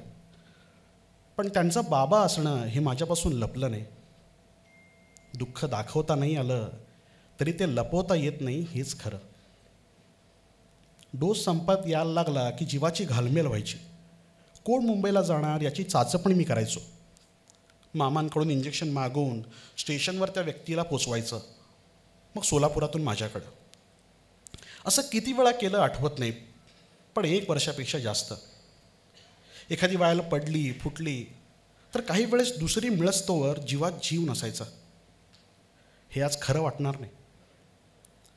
आम्ही अगदी पैशांचं गणित घालून औषध घ्यायचो. डोळ्यात तेल घालून मी नीट इंजेक्शन घ्यायचो, चुकून सांडू नये, पैसे वाया जाऊ नयेत म्हणून. त्यानंतर मात्र रेग्युलर साखरेचं माझ्या बायकोचं माझ्या जेवणाशी आणि जीवनाशी नवं नातं जुळलं. साखर वर्ज्य होऊन रक्तपातळी स्थिर झाली. आमचं चित्तही स्थिर झालं. गोडवा आयुष्यात पुन्हा आला. या 40 वर्षांच्या झुंजीमध्ये अनिकेतला त्याच्या पत्नीनं अनितानं खूप मोठी खंबीरपणे साथ दिलेली आहे. तिच्या रोलविषयी काय सांगू शकशील तू?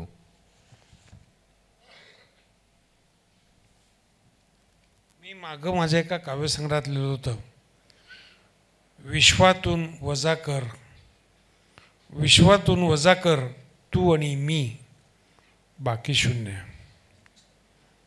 या एकाच चारोळीमध्ये मी आपल्याला सांगतो, विश्वातून वजा कर तू आणि मी बाकी शून्य. तर माझ्या पत्नीला माझ्या आजारांची सवय झाली होती असं म्हणा ना, किंवा मी तिच्या पडद्याआड अत्यंत सुरक्षित होतो. मी जेव्हा 2013 साली पुण्यात माझं ऑपरेशन झालं आणि दुसऱ्या दिवशी जागा झालो, तेव्हा एका काचेच्या दरवाजाच्या बाहेर माझी बायको आतुरतेने मला आत आयसीयूत बघते. हे दुसरं चित्र मला अजूनही आठवतं. दुसरं असं म्हणतो की त्यानंतर मी काही दिवस बेशुद्धच होतो. पण त्याच वेळेला मी आयसीयूतनं आल्यानंतर माझ्या बऱ्याच आयसीयूच्या वाऱ्या झालेल्या आहेत. तर मला माझी पत्नी कशी मला वाचवत गेली आणि तिची कशी साथ होती यावर काही ओळी सुचल्या, तुमच्यासमोर सादर करतो. यातनंच आमचं नातं तुम्हाला कळेल. सवयीचं असल्यासारखं मी आयसीयूत येतो, सवयीचं असल्यासारखं मी आयसीयूत येतो, गुपचूप कॉटवर झोपतो, ECG काढून घेतो, डॉक्टरांची वाट बघतो. सगळं सवयीचं असतं. त्याचं काहीच वाटत नाही, त्याचं काहीच वाटत नाही. कोपऱ्यात ती उभी असते, तिच्याकडं पाहत नाही. कोपऱ्यात ती उभी असते, तिच्याकडं पाहत नाही. कावरं शरीर, बावरं मन, खाली झुकवलेली मान, कोण काय बोलतं इकडे कान, डोळ्यात असतात पंचप्राण. ICU, ऑक्सिजन, मॉनिटर, धावपळ, शांतता याने अस्वस्थ होत नाही. तिला पाहिल्यावर मात्र स्वस्थ राहता येत नाही. अस्वस्थ मी आत तर अस्वस्थ ती दरवाजात, अस्वस्थ मी आत तर अस्वस्थ ती दरवाजात. यम रेडा घेऊन येतो, यम रेडा घेऊन येतो, आत माझा प्राण शोधतो. काही केलं सापडत नाही, काही केलं सापडत नाही, बाहेर तिच्या डोळ्यात असतो. काही केलं सापडत नाही, बाहेर तिच्या डोळ्यात असतो.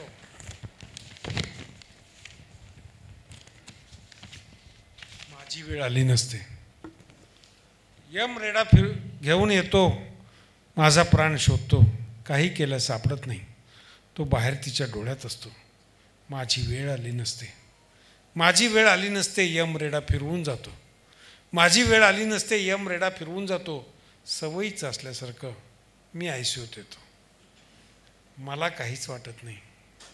कोपऱ्यात ती उभी असते, तिकडे फक्त पाहत नाही, तिकडे फक्त पाहत नाही.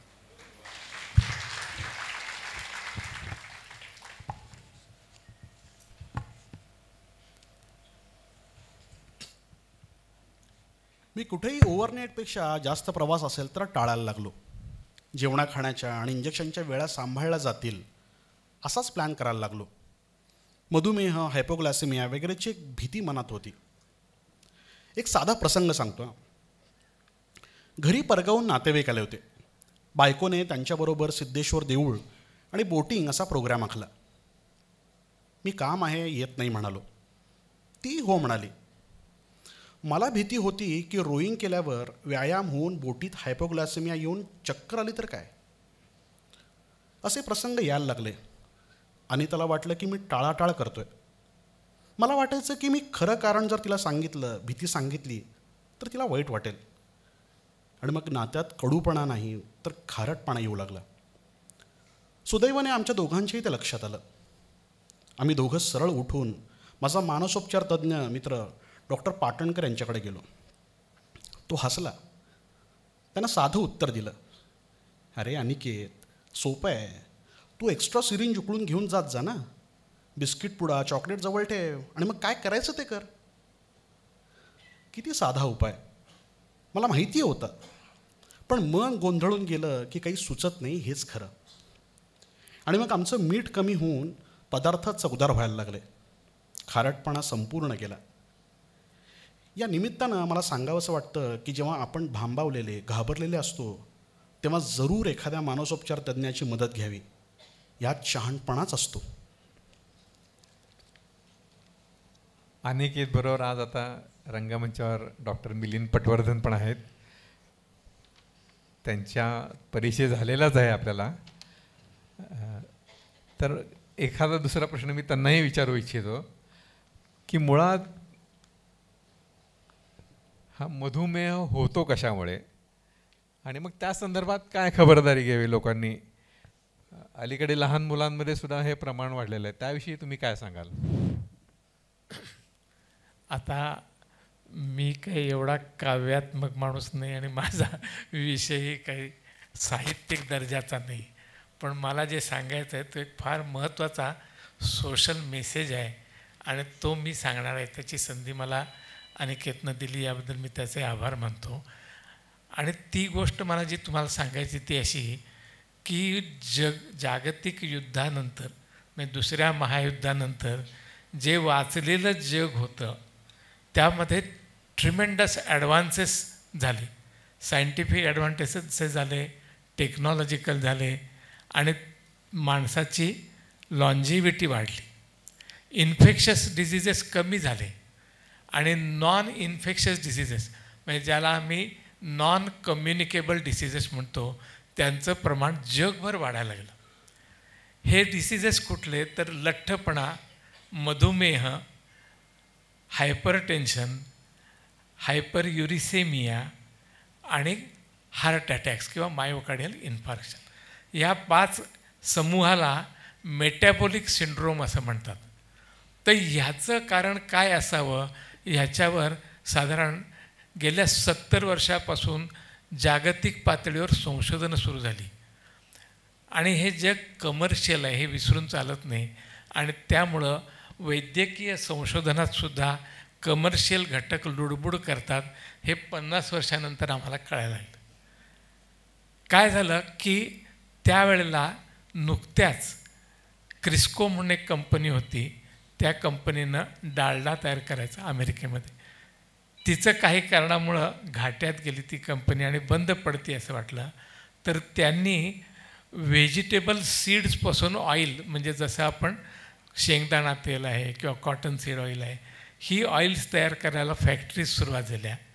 एकीकडं शुगर केनपासून म्हणजे साखर किंवा आपण जे टेबल शुगर म्हणतो ती तयार झालेली, बीट शुगर तयार झालेली आणि हे सगळं वापरून जास्तीत जास्त प्रोसेसिंग करून कॅनिंग करून आपण जास्तीत जास्त ग्राहकांपर्यंत आपलं फूड पोचवावेत अशी कॉम्पिटिशन सुरू झाली.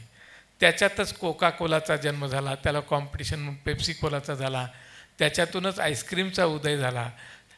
तर ह्या सगळ्यामागं त्या कंपन्यांत स्पर्धा काय लागली की असं दिसून यायला लागलं की जसं जसं मनुष्य प्राण्याचं साखरेचं कन्झम्पशन वाढत गेलं तसं तसं हा मेटॅबॉलिक सिंड्रोम वाढायला लागला. त्याला त्यावेळी नाव नव्हतं मेटॅबॉलिक सिंड्रोम म्हणून, पण डायबिटीसचं प्रमाण हे साखरेच्या प्रमाणाशी निगडीत व्हायला लागलं. तर अशावेळी शुगर लॉबीनं शुगर रिसर्च ट्रस्ट नावाची एक मोठी संस्था स्थापन केली आणि ह्या संस्थेनं जास्तीत जास्त प्रमाणात सगळा रिसर्च हा फॅट्सकडे वळवला आणि शुगर हे अंडरस्कोर कसं होईल याच्याकडे लक्ष दिलं गेलं. आता हे उघड झालं पण त्याला आपण दोष देऊ शकत नाही कारण त्या काळात नक्की काय कारण झाली ते सांगणं अवघड आहे. तर त्यामुळं होतं काय की हार्ट अटॅक हे सॅच्युरेटेड फॅटशी निगडीत झाले. अनसॅच्युरेटेड फॅट म्हणजे आपण जी ऑइल्स खातो ती खावीत, जास्त करावीत असा रिसर्च सुरू झाला आणि याच्यातून साखर जवळजवळ वगळण्यात आली. हे मुख्यतः झालं ॲन्सल क्लेज म्हणून नावाचे संशोधक होते, खूप मोठे एपिडेमिओलॉजिस्ट होते. त्यांनी 70च्या दशकात हे काम केलं की हे सगळं हार्ट अटॅक याचं कारण आहे सॅच्युरेटेड फॅट. आता सॅच्युरेटेड फॅट म्हणजे आपल्याकडं म्हटलं तर तूप, लोणी आणि साय आणि परदेशात म्हटलं तर लार्ड. तर ही न वापरता अनसॅच्युरेटेड फॅटी ॲसिड्स वापरावीत असं महत्त्वाचं संशोधन त्या काळात प्रसिद्ध व्हायला लागलं. तर त्या काळात हे प्रसिद्ध होत असताना थोडं लांबड होते जरा, पण हे मेसेज झाला पाहिजे की जॉन युडकिन नावाचे शास्त्रज्ञ होते UK त्यांनी या सगळ्या ह्याचा पुन्हा आढावा घेतला आणि सांगितलं ह्या सगळ्यामध्ये शुगर हाच महत्त्वाचा फॅक्टर आहे. शुगरमुळंच हा मेटॅबॉलिक सिंड्रोम होतो आहे आणि बाकीचे आहेत हे ॲन्सिलरी फॅक्टर्स आहेत.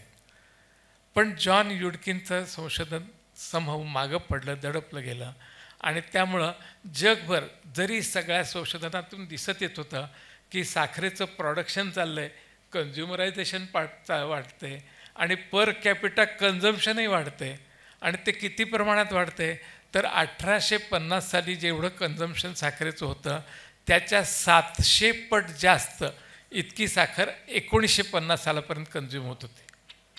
म्हणजे एवढं फरक पडला होता. तर ह्याच्यामध्ये आणि थोडा वेळ घेतो की साखर म्हणजे नक्की काय, तर आपल्याला वाटतं आपण वापरतो ती साखर, तर तसं नाही आहे. साखरेमध्ये खूप वेगवेगळ्या गोष्टी आहेत. एक म्हणजे आपण ग्लुकोज म्हणतो, ती जी ग्लुकॉन सी ग्लुकॉन डी नावानं मिळते. एक आपण वापरतो, स्वयंपाकात वापरतो, चहामध्ये घालतो, कॉफीमध्ये घालतो, त्याला म्हणायचं सुक्रोज किंवा टेबल शुगर. ही 2 साखरेनं बनलेली असते. म्हणजे शुगर, टेबल शुगर जर फोडली तर त्याचा एक भाग ग्लुकोज असतो आणि एक भाग फ्रुक्टोज असतो. आणि तिसरं, ज्यावेळी कंपन्यांनी बघितलं की साखर मिसळली की ह्या लोकांना हे पॅलेटेबल होतं आपलं प्रॉडक्ट, मग ते बिस्किट असू दे, बेकरी प्रॉडक्ट्स असू दे, पेस्ट्री असू दे, कोका कोला असू दे, तर ती साखर इझिली मिसळता यावी म्हणून हाय फ्रुक्टोज कॉर्न सायरप तयार केलं आणि ते कितीतरी पट जास्त गोड होतं. ते अजूनही सगळीकडे वापरलं जातं. तुम्ही जर लेबल्स बघितले तर ॲडेड शुगर आणि फ्रुक्टोज सायरप किंवा इन्व्हर्ट शुगर सायरप ह्या नावानं लेबल असतं, ते लेबल ह्यांचं असतं. मग ह्याच्यात दोष काय होता, कारण आपले लोक पूर्वीपासून फळं खातच होते. फळातही फ्रुक्टोज आहे, हनीमध्ये फ्रुक्टोज आणि ग्लुकोज आहे, गुळामध्ये पण तेच आहे. ज्ञानेश्वरी ते एकोवी आहे की बांधे गुळा साखरा मालयाचे परी असती एकाची रसाचे, म्हणजे त्या सगळ्यात तेच आहे असं म्हटलेलं आहे 10व्या अध्यायात. तर याचा अर्थ काय की जरी साखर ही अशी आपण धरत असलो तरी आपल्या शरीराला लागणारी साखर असती ग्लुकोज आणि आपण खात असतो फ्रुक्टोज. या फ्रुक्टोजचं काय होतं तर फ्रुक्टोजचं आपल्या शरीराला जरूर काय नसते. या फ्रुक्टोजचं थोडं साखरेत रूपांतर होतं आणि तोपर्यंत ठीक होतं जोपर्यंत आपण मर्यादेत साखर खात होतो. पण जी मर्यादा वाढली त्यानं त्या साखरेचं पोटामध्ये किंवा आतड्यामध्ये ग्लुकोजमध्ये जे रूपांतर व्हायचं ते थांबलं किंवा ओव्हरपॉवर झालं आणि फ्रुक्टोजच यकृतात पोचायला लागलं. या फ्रुक्टोजचं म्हणजे फळातल्या साखरेचं युरिक ॲसिड आणि ट्रायग्लिसराईड अशा 2 केमिकल्समध्ये रूपांतर होतं. त्यामुळं आपल्याकडं गाऊट आणि ॲथेरोस्क्लेरोसिस हे 2 रोग आणि ट्रायग्लिसराईडमुळं फॅटी लिव्हर, सिरोसिस, नॅश किंवा मॅश म्हणतो आपण, आणि लिव्हरचा कर्करोग, हे 4 म्हणजे रोग या फ्रुक्टोज कन्झम्पशनशी संबंधित आहेत. मग आपण इतकं फळांचं म्हणजे फळ आपल्या संस्कृतीत खाल्ली जातात, हे रोग आपल्याकडे नव्हते का, तर ह्याचं एक महत्त्वाचं कारण लक्षात आलं की आपण जे फ्रुक्टोज खातो सुक्रोजमधून, टेबल शुगरमधून, कॉर्न सायरपमधून, त्याला म्हणायचं ॲडेड शुगर किंवा फ्री शुगर. फ्री शुगर म्हणजे काय तर ती आपण फ्री केली. नॉर्मली फळामध्ये असते ती त्या पेशीमध्ये अडकलेली असती, त्या पेशीच्या वॉल्समध्ये ती क्लोज्ड असती आणि त्याच्यावर कितीतरी व्हिटॅमिन्स, अँटीऑक्सिडंट सगळ्याचा साठा, मिनरल्सचा साठा असतो. आपण ज्यावेळी ती तोडफोड करून वेगळी काढतो, अगदी फ्रूट ज्यूससुद्धा हा हाय फ्री शुगर किंवा फ्री फ्रुक्टोजचा बनलेला असतो. तर ही फ्री शुगर लगेच ॲब्सॉर्ब होते कारण बॉडीला ती पचवायला लागत नाही, त्यामुळे डिओडेनममधूनच ॲब्सॉर्ब होते. ग्लुकॉन सी पण डिओडेनममधून ॲब्सॉर्ब होते. तर फ्रुक्टोज आणि ग्लुकोज दोन्ही ॲब्सॉर्ब झाल्यावर ग्लुकोज इन्शुलिनला वाढवतं, कारण इन्शुलिन हे त्याचं पचन करत असतं आणि ते ज्यांना नसतं त्यांना आपल्याला इन्शुलिनचं इंजेक्शन द्यायला लागतं. आणि फ्रुक्टोज जी असती त्या फ्रुक्टोजला इन्शुलिन आणि बीटा सेल ओळखत पण नाहीत, त्यामुळे फ्रुक्टोजचं पचन आपल्या शरीरात होत नाही आणि मग ही फ्रुक्टोज ज्यावेळी लिव्हरमध्ये जाती त्यावेळी ती तिथं साठती फॅटच्या रूपानं आणि फॅट साठल्यामुळं इन्शुलिनला रेझिस्टन्स होतो. तर हा सगळ्यात महत्त्वाचा भाग जो आपण बऱ्याच वेळा डिस्कस करतो की इन्शुलिन रेझिस्टन्स हा या सगळ्या मेटाबॉलिक सिंड्रोमचं कारण आहे. आणि त्या इन्शुलिन रेझिस्टन्सचं एक महत्त्वाचं कारण ही फ्री फ्रुक्टोज आपण खातो आहे, सुक्रोजमधून खातो आहे, हाय फ्रुक्टोज कॉर्न सायरपमधनं घेतो आहे, तर ही आपल्या शरीरामध्ये जाणं हे धोक्याचं आहे. तर जास्तीत जास्त लिमिट किती आहे फ्रुक्टोज खाण्याचं 5 ते 10 ग्रॅम. अगदीच काही लोक फ्रुक्टोज टॉलरेट करणारे असतात त्यांच्याकरता 25 ग्रॅम. आणि ही एक चहाच्या साखरेत आपण वापरणाऱ्या 2 चमचेमध्ये दिवसभराचं फ्रुक्टोज आपण वापरलेलं असतं. पण आपल्याला सवय काय लागते की आपण आणखीन स्वयंपाकामध्ये ही साखर वापरत असतो आणि ती सगळी फ्रुक्टोज आपल्याला लोड करत असते. तर मुख्य कारण हे ग्लुकोज आणि फ्रुक्टोजचं अतिरिक्त सेवन, त्यामुळं तयार होणारं अतिरिक्त इन्शुलिन आणि फ्रुक्टोजचं कन्व्हर्शन ज्यावेळी ट्रायग्लिसराईडमुळे मध्ये होतं त्यावेळी होणारा इन्शुलिन रेझिस्टन्स, हे जर तुमच्या लक्षात आलं असेल विशेष सर्कल, तर आपण डायबिटीसला इन्व्हिटेशन देतो आहे असं आपल्या लक्षात येईल. म्हणून मी ह्या निमित्तानं सांगून घेतो की डायबिटीस असू दे नाही तर नसू दे, आपण सगळ्यांनी गोड खायचं बंद करायला पाहिजे. गोड म्हणजे ही ॲडेड शुगर, फ्री शुगर ही आपल्या आहारातून वर्ज्य करायला पाहिजे, तरच आपल्या पुढच्या पिढींचा काहीतरी टिकाव आहे. परत मी ह्याच्यावर येईन कारण सारखं कंटिन्युअसली बोलणं बरोबर नाही. Okay, thank you doctor. धनंजय, पुढचा भाग. तुम्हाला हे कळतंय का सगळ्यांना? नाही तर हा म्हणतो की समजत नसेल तर आपल्यापैकी किती जणांना डायबिटीस आहे हात वर करा बघू. न लाजता करा. म्हणजे मिनिमम 50% लोकांना तर इथं डायबिटीस आहे. उरलेल्या त्यांच्या घरातल्या 25% लोकांना येणाऱ्या 5 ते 10 वर्षात होणार आहे हे मी तुम्हाला सांगतो. तर त्यामुळं काळजी घ्या. काळजी घेणं महत्त्वाचं आहे. आणि ह्याच्यात काही माझा भावनिक गुंतागुंत नाही. हा स्पष्ट मेसेज आहे की गोड खायचं बंद करा. गोड खाऊ नका, वर्ण साखर घेऊ नका. ते दिवस गेले की लोक ज्यावेळी भरपूर श्रम करत होते आणि ताटभर जिलब्या पचवत होते. पण ते दिवस गेलेत. आता कोण एवढे श्रम करत आहे? वाहनं आल्यापासून तेही संपलेलं आहे. धनंजय. हॉस्पिटल सुरळीत सुरू होतं. दिवस मजेत जात होते. रोजचा व्यायाम, जेवण, OPD, ऑपरेशन सगळं व्यवस्थित वक्तशीर होतं. तरी अजून मोठ्या आणि वेळ काढू ऑपरेशनची भीती वाटायची. एकदा तुमचा आत्मविश्वास डळमळला की सावराला काही नसतं. स्वतःच्या मनाने उचल घ्यावी लागते, झेप घ्यावी लागते. झेप घेताना खाली किती खोल आहे हे बघायचं नसतं, तर आपण किती उंच आहोत याचा विचार करायचा असतो. असाच एक विचार थोडा डळमळीतपणे आमच्या दोघांच्या मनात होता. मला 3 वेळा इंजेक्शन घ्यावं लागायचं. भविष्य माहिती नव्हतं. वाचलेलं ज्ञान वेगळीच कथा सांगत होतं. आम्ही दुसऱ्या अपत्याचा विचार करत होतो. म्हणजे जो निर्णय इतरांनी सहज घेतला असता तो मधुमेहामुळं मला जरा अवघड वाटत होता. मी थोडासा नकारात्मक होतो. माझी पत्नी मात्र सकारात्मक होती. ती म्हणाली, अरे मी शिक्षिका आहे, नोकरी करते. आपल्या मुलीला आपल्यानंतर तिचं असं म्हणून कोणी नको का? मला ते पटलं. नेमकं त्या दिवशी आम्ही दोघं देखणे लॅबोरेटरीत गेलो.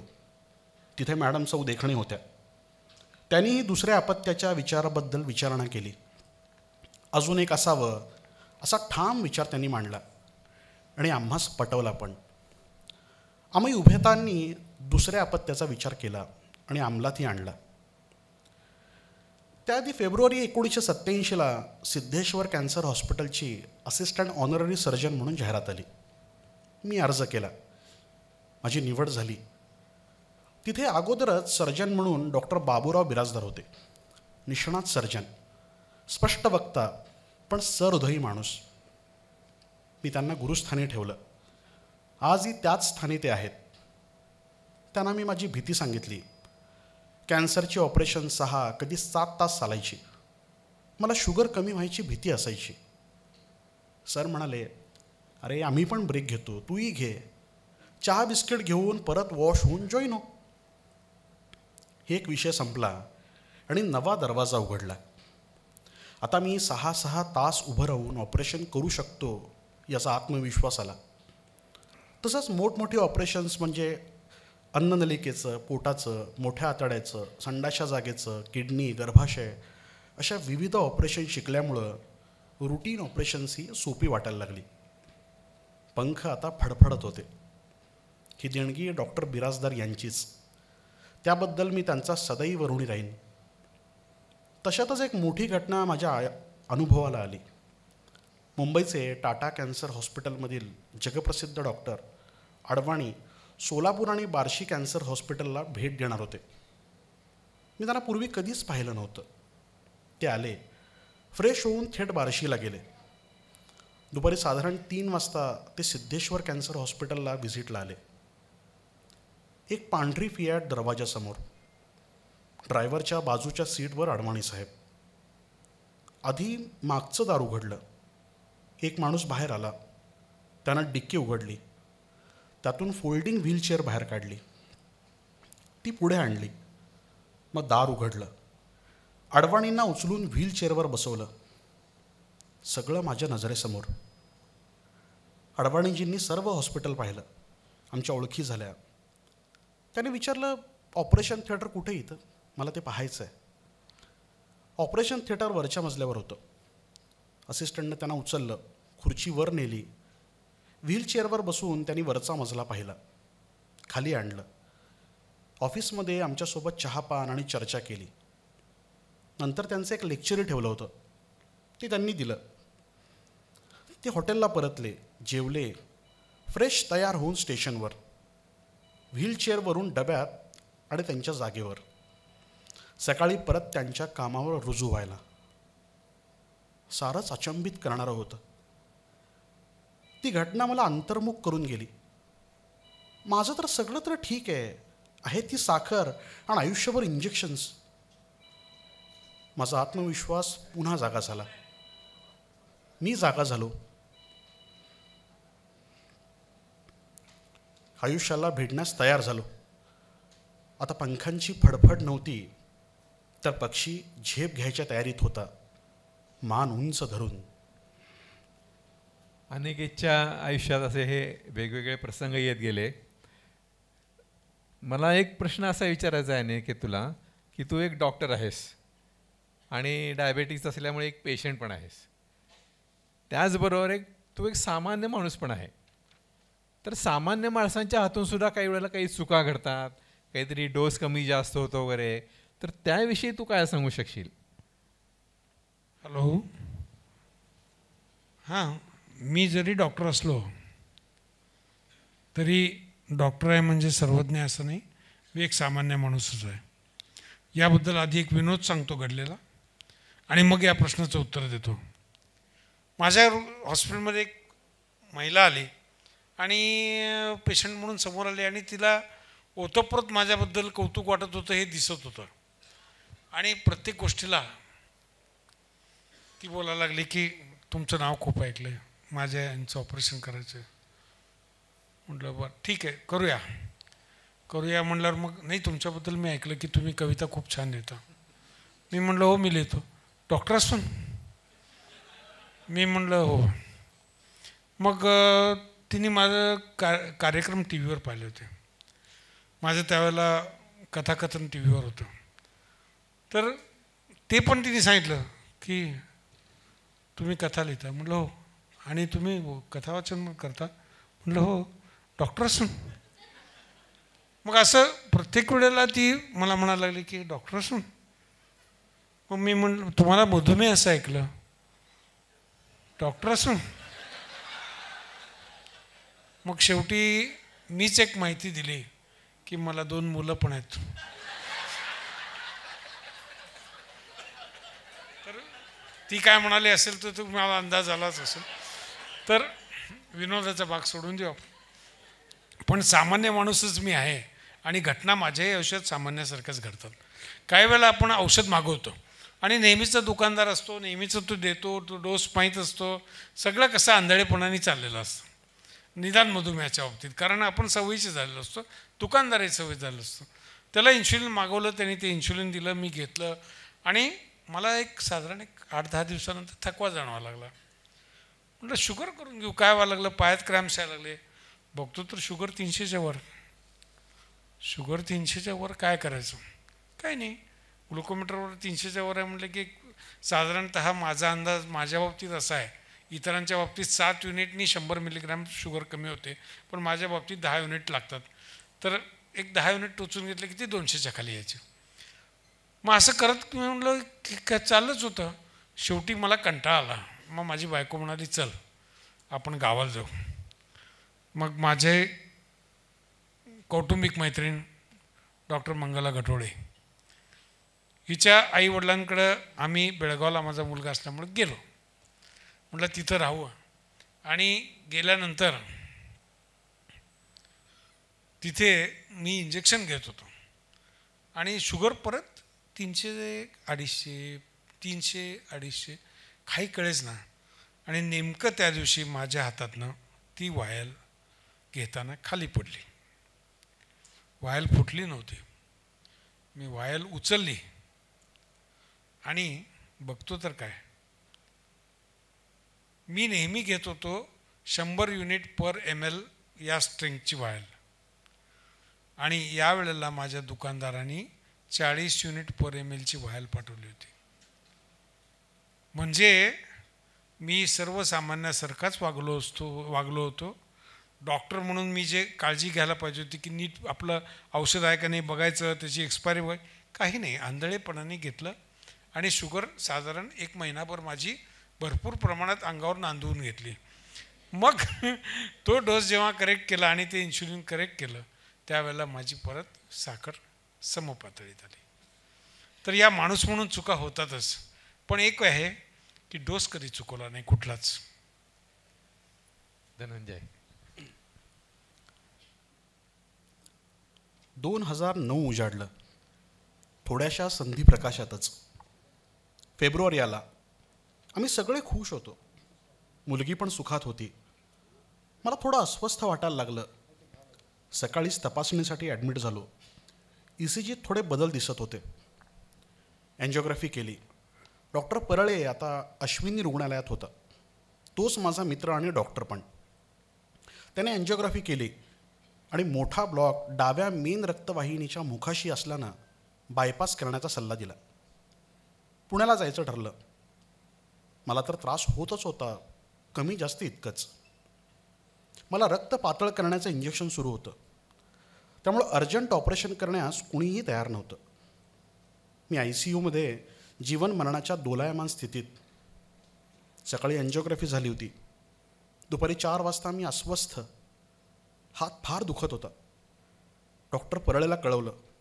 तो त्वरेनं आला. माझा मित्र आणि नुकताच जॉईन झालेला डॉक्टर अनुपम शहा पण माझ्या प्रेमापोटी सोबत आला. माझे सगळे मित्र डॉक्टर प्रमोद, अजित, सुनील, झांबरे, अक्कलवाडे, अनिता, मुलगा सगळे जमा झाले. आता नाईलाजास्तव परळेला स्टेंट करणं जरुरी होतं, नाहीतर भविष्य धूसर होतं आणि करताना पण धोका होता. परळेंनी सगळ्यांना परिस्थितीची कल्पना दिली. एन्जिओप्लास्टीचा निर्णय झाला. संध्याकाळी 7 वाजता मला आत घेतलं. परळे जरा गंभीर. मी म्हणालो, अरे बिंदास्त कर, तुझ्या इतकं माझ्यासाठी प्रामाणिक प्रयत्न कोणीही करणार नाही. मी घाबरलो नाही. वस्तुस्थिती मला माहिती होती. सकाळी बायपासचा सल्ला आणि सायंकाळी इमर्जन्सी एन्जिओप्लास्टी याचा अर्थ समजण्याएवढा मी शहाणा नक्कीच होतो. माझ्या पेशंटनी जर मला विचारलं तर मी नेहमी सांगायचो, ऑपरेशन ठीक झालं तर तुमचा प्रॉब्लेम सुटला, आणि जर नाही झालं तरी सुटला. मग त्यात विचार कसला? मला माझ्या पेशंटनी धोका पत्करावा असं वाटत असेल तर मलाही तो धोका घ्यायलाच हवा होता. ही माझी मानसिक जडणघडणच होती. एन्जिओप्लास्टी यशस्वी झाली. डॉक्टर परळे यशस्वी झाला. त्यावेळेस डॉक्टर अनुपम शहाने पण मोलाची साथ दिली. त्या दोघांचं ऋण मी तसंच ठेवेन, ते फेडू शकणारच नाही. माझ्या बायकोने माझ्या आत्म्याला तिच्या टपोऱ्या डोळ्यात कैद केलं होतं आणि डोळ्यातील पाण्यानं माझ्या प्राणाभोवती लक्ष्मण रेषा आखली होती. 4थ्या दिवशी डिस्चार्ज मिळाला. मी घरी आलो. हॉस्पिटलमध्ये अचानक ॲडमिट झालो, त्यामुळं माझ्या हॉस्पिटलमध्ये काही पेशंट्स माझी वाट पाहत होते. त्यात एक मध्यमवयीन स्त्री स्तनाच्या कॅन्सरच्या ऑपरेशनसाठी ॲडमिट होती. तिला माझ्याकडूनच ऑपरेशन करून घ्यायचं होतं. मी प्लास्टीनंतर 10व्या दिवशी तिचं 2 तास ऑपरेशन केलं. सगळं नीट करता आलं याचा मला खूप आनंद झाला. आत्मविश्वास परतला. मी आणि माझा ॲनेस्थेटिस्ट मित्र दोघांनी चहा मागवला. सिगरेट घेतली. अगदी घाबरत घाबरत सिगरेट प्यायलो. एक पफ घेतला की नाडी बघायचो. ती ठीक म्हणलं की दुसरा पफ. साराच माझा व्यसनीपणा. 2009 साली असा एक थरारक प्रसंग घडला आणि नंतर 2013ला पुन्हा तुला हार्टचा त्रास झाला, अँजिओग्राफी करावी लागली, पुण्याला जाऊन बायपास सर्जरी करावी लागली. तो सगळा थरारक किस्सा आम्हाला तुझ्या तोंडून ऐकायला खूप आवडेल. घडलं असं की एक दिवस अगोदर संध्याकाळी मला त्रास झाला. मला अस्वस्थ वाटायला लागलं. माझा मुलगा होता चेन्नईला आणि माझा हक्काचा माणूस जो सदैव माझ्या मागं आहे त्याला मी फोन केला. तो म्हणजे डॉक्टर प्रमोद कुलकर्णी. त्याला म्हटलं अरे मला काहीतरी वेगळं वाटतंय आणि घाम येतोय, अस्वस्थ वाटतंय. तो गाडी घेऊन आला, मला घेऊन गेला हॉस्पिटलमध्ये. हॉस्पिटलमध्ये ECG काढला आणि ECG व्हॉट्सअपवरनं पाठवून दिला. त्या घटनेमध्ये काहीतरी ECG पाठवताना थोडासा गोंधळ झाला होता आणि ते बघून मला सांगण्यात आलं की काही प्रॉब्लेम नाही, नवीन काही नाही आहे आणि ठीक आहे. घरी आलो. मला प्रमोद म्हणाला, मी म्हटलं अरे नाही, मला अजूनही असंच वाटतंय, नाही चेंजेस दिसायला लागलेत. मी म्हटलं चेंजेस दिसायला लागलेत, बायको शाळेत, सगळे मित्र कामावर आणि मी एकटाच तिथं गेलेला. ॲडमिट करू, उद्या तुझी अँजिओग्राफी करू. मी म्हटलं नाही, मी आत्ताच्या आत्ता ॲडमिट होणार. आणि मी चक्क तुम्हाला खोटं वाटेल, कमरेचा बेल्ट काढला आणि ट्रॉलीवर जाऊन झोपलं. आत्ताच्या आत्ता अँजिओग्राफी करायची. बायकोला शाळेत फोन केला, मित्रांना फोन केला, मित्र जमा झाले आणि परळेंनी माझं ऐकलं आणि अँजिओग्राफी लगेच केली. आणि अँजिओग्राफीत परत माझी रक्तवाहिनी ब्लॉक आणि बायपास. यावेळेला काय बायपास चुकणार नव्हता. माझ्यासोबत सगळे मित्र आम्ही पुण्याच्या दिशेने दुपारी 12 वाजता निघालो, 12:30-1च्या सुमारास निघालो. माझ्याबरोबर फिजिशियन म्हणून सुहास पुजार, डॉक्टर झांबरे, माझ्याबरोबर विद्यानंद चव्हाण ॲनेस्थेटिस्ट म्हणून माझा मित्र डॉक्टर प्रदीप देशमुख, असे सगळे, आणि अक्कलवडे, हे सगळे माझे पाठीराखे माझ्याबरोबर होतेच. आणि मागच्या गाडीत माझी बायको, मी ॲम्ब्युलन्समध्ये. गप्पा मारत मारत आम्ही चाललो होतो, जणू काही घडलंच नाही. आणि टेंभुर्णीजवळ आलो, तिथं गोकुळ म्हणून हॉटेल आहे, त्या हॉटेलमध्ये चहासाठी थांबलो. चहाला जरा वेळ गेला. चहा घेऊन हे सगळे मित्र माझे माझ्याबरोबर आले आणि तिथं त्यांनी सीट्सची अदलाबदल केली. माझ्या गाडीमध्ये विद्यानंद चव्हाण आणि रेडिओलॉजिस्ट डॉक्टर प्रदीप देशमुख आले आणि फिजिशियन मित्र माझे मागच्या गाडीत गेले. ॲम्ब्युलन्समध्ये हे दोघं. तुफान वेगाने गाडी चालली होती आणि हडपसरला जाम ट्रॅफिक लागलं. मला चक्कर यायला लागली, घाम वाटायला लागला. मी चव्हाणला म्हटलं अरे मला चक्कर यायला लागली आणि अंधारी आल्यासारखं वाटतं. चव्हाण म्हणाला सर थांबा, तुमचं BP बघतो. BP बघितलं तर ते कसं तरी 30-40ला लागत होतं. मी शुद्धीवर होतो, माझी हाताची नाडी लागत नव्हती, पण BP 30-40ला होतं. काय करायचं? फिजिशियन मधल्या ट्रॅफिकमध्ये 5 गाड्यांच्या मागं, त्याच्यामध्ये 2 गाड्या, त्याच्या मागं माझी बायको आणि माझ्याबरोबर रेडिओलॉजिस्ट आणि ॲनेस्थेटिस्ट. मग त्यांचे फोन सुरू झाले फिजिशियनला, काय करायचं? मग एक इंजेक्शन द्यायचं निर्णय झाला.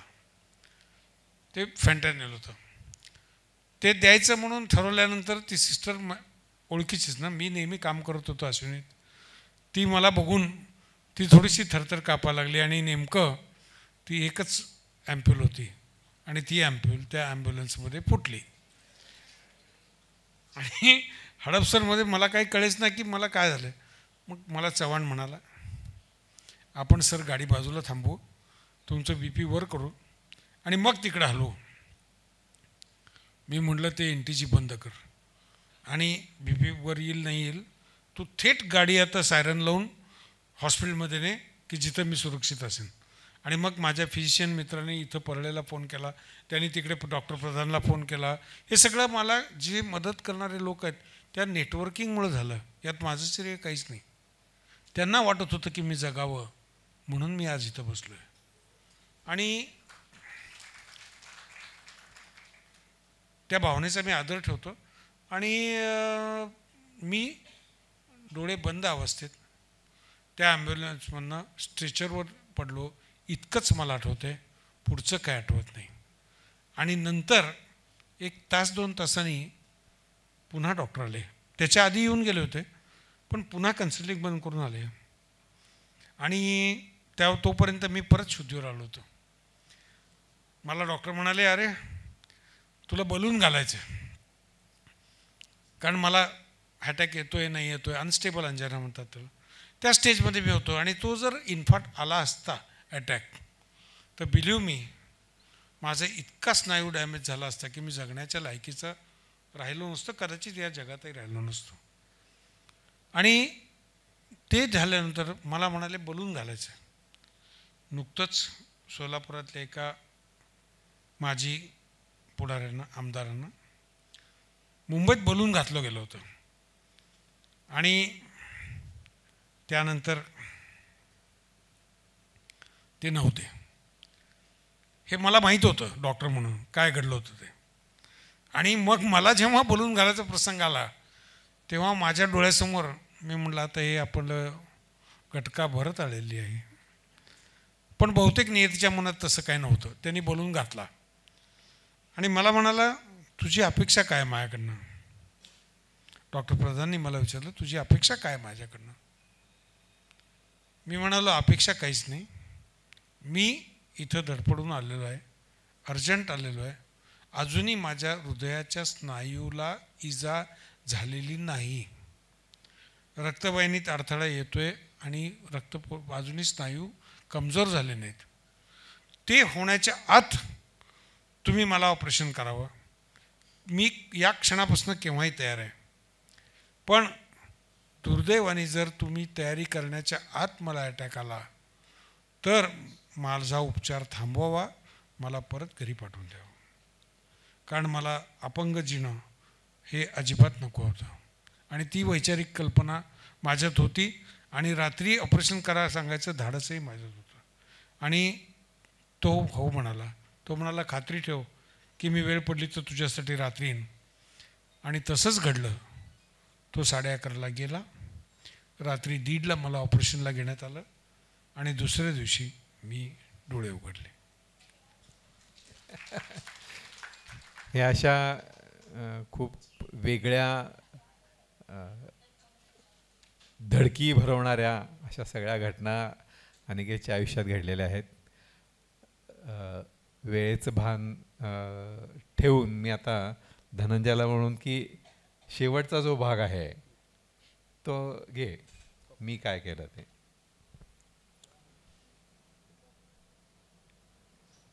मी काय केलं? मी देवाला दूषणे दिली नाहीत. जे आपल्यासमोर आहे त्याचा स्वीकार केला. स्वीकार करणं हीच सुधारण्याची पहिली पायरी आहे. 40 वर्षांपूर्वी मोजकीच औषधे होती. त्याचा परिणाम होत नाही हे दिसून आल्यावर इन्शुलिनला काकू नाही केलं. साखर आटोक्यात ठेवणं हेच ध्येय ठेवलं. मग ते इन्शुलिनने का असेना. खरं तर आपल्या शरीरात इन्शुलिन कमी आहे ते आपण बाहेरून घेत आहोत, इतका साधा विचार आहे. आता तरी मानवाचंच इन्शुलिन उपलब्ध आहे. मी इन्शुलिनचा डोस एकदाही चुकवला नाही. मी रेल्वेत असो वा एसटीत किंवा विमानात, घरी असो वा प्रवासात, मी अभिमानानं सांगतो मी एकही डोस चुकवला नाही.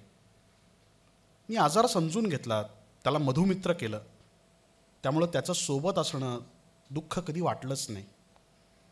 मी जेवणाच्या वेळा, जेवणाचं प्रमाण ठरवलं.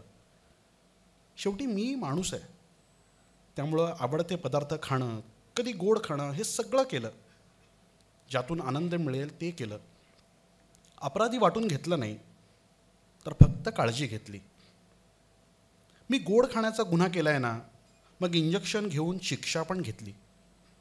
कधी जास्तीचं जेवण वा वेगळं खाल्लं तर 2 तासाने शुगर तपासून लगेच इन्शुलिन घेऊन साखर आटोक्यात आणली. मी व्यायामात कधीच खंड केला नाही. व्यायाम, खेळ हे माझे शाळेपासूनच आवडीचे. त्यामुळे व्यायाम नियमित केला. स्वरूप काही वेळा बदललं. कधी चालणं, कधी ट्रेडमिल, कधी स्विमिंग, कधी टेबल टेनिस. मी माझं आयुष्य शिस्तीत घालवलं. सुरुवातीची 10 वर्ष मी सकाळी 7 किंवा 9 पासून रात्रीपर्यंत काम करायचो. पहिला हार्ट अटॅकनंतर दुपारी ब्रेक घ्यायला सुरुवात केली. ऑपरेशन एकतर सकाळी किंवा दुपारी 4 वाजता. इतर हॉस्पिटल्समधील व्हिजिट्स कमी केल्या. शेवटी स्वतःच्या कम्फर्टची किंमत मोजावीच लागते. ती मी मोजली आणि कम्फर्ट कमवला. मला सगळं येतं हा अट्टहास कधीच ठेवला नाही.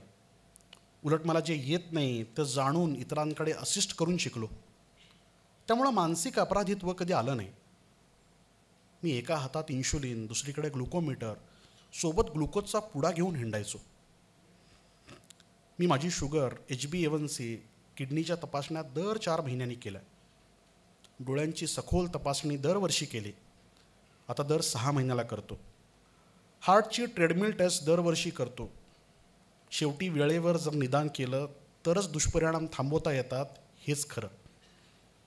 मी स्वतः कधीच मी शिकलेली ॲलोपॅथी सोडून इतर कोणतीही ट्रीटमेंट घेतली नाही. मी निर्णय घेण्यात कधीच चालढकल केली नाही. जे आवश्यक आहे ते शरीराला हानी व्हायच्या आत केलं. वेळच्या वेळी मी नियमित हृदयाच्या तपासण्या केल्या. इतरही वेळेस कधी शंका वाटली तर ताबडतोब तपासण्या केल्या.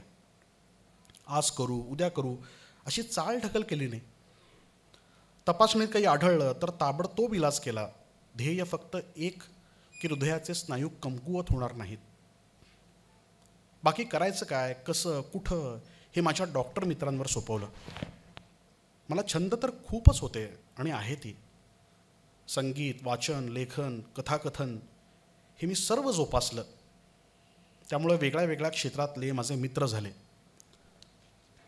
जगण्याची गोडी वाढली आणि वाचनामुळे ज्ञान वाढण्यास आणि विश्व समजण्यास ही खूप मदत झाली. योग करायचा होता पण तसा योगच आला नाही. कदाचित त्याचाही फायदाच झाला असता. मी सिगरेट ओढण्याचा मूर्खपणा पण केला. व्यसनी झालो.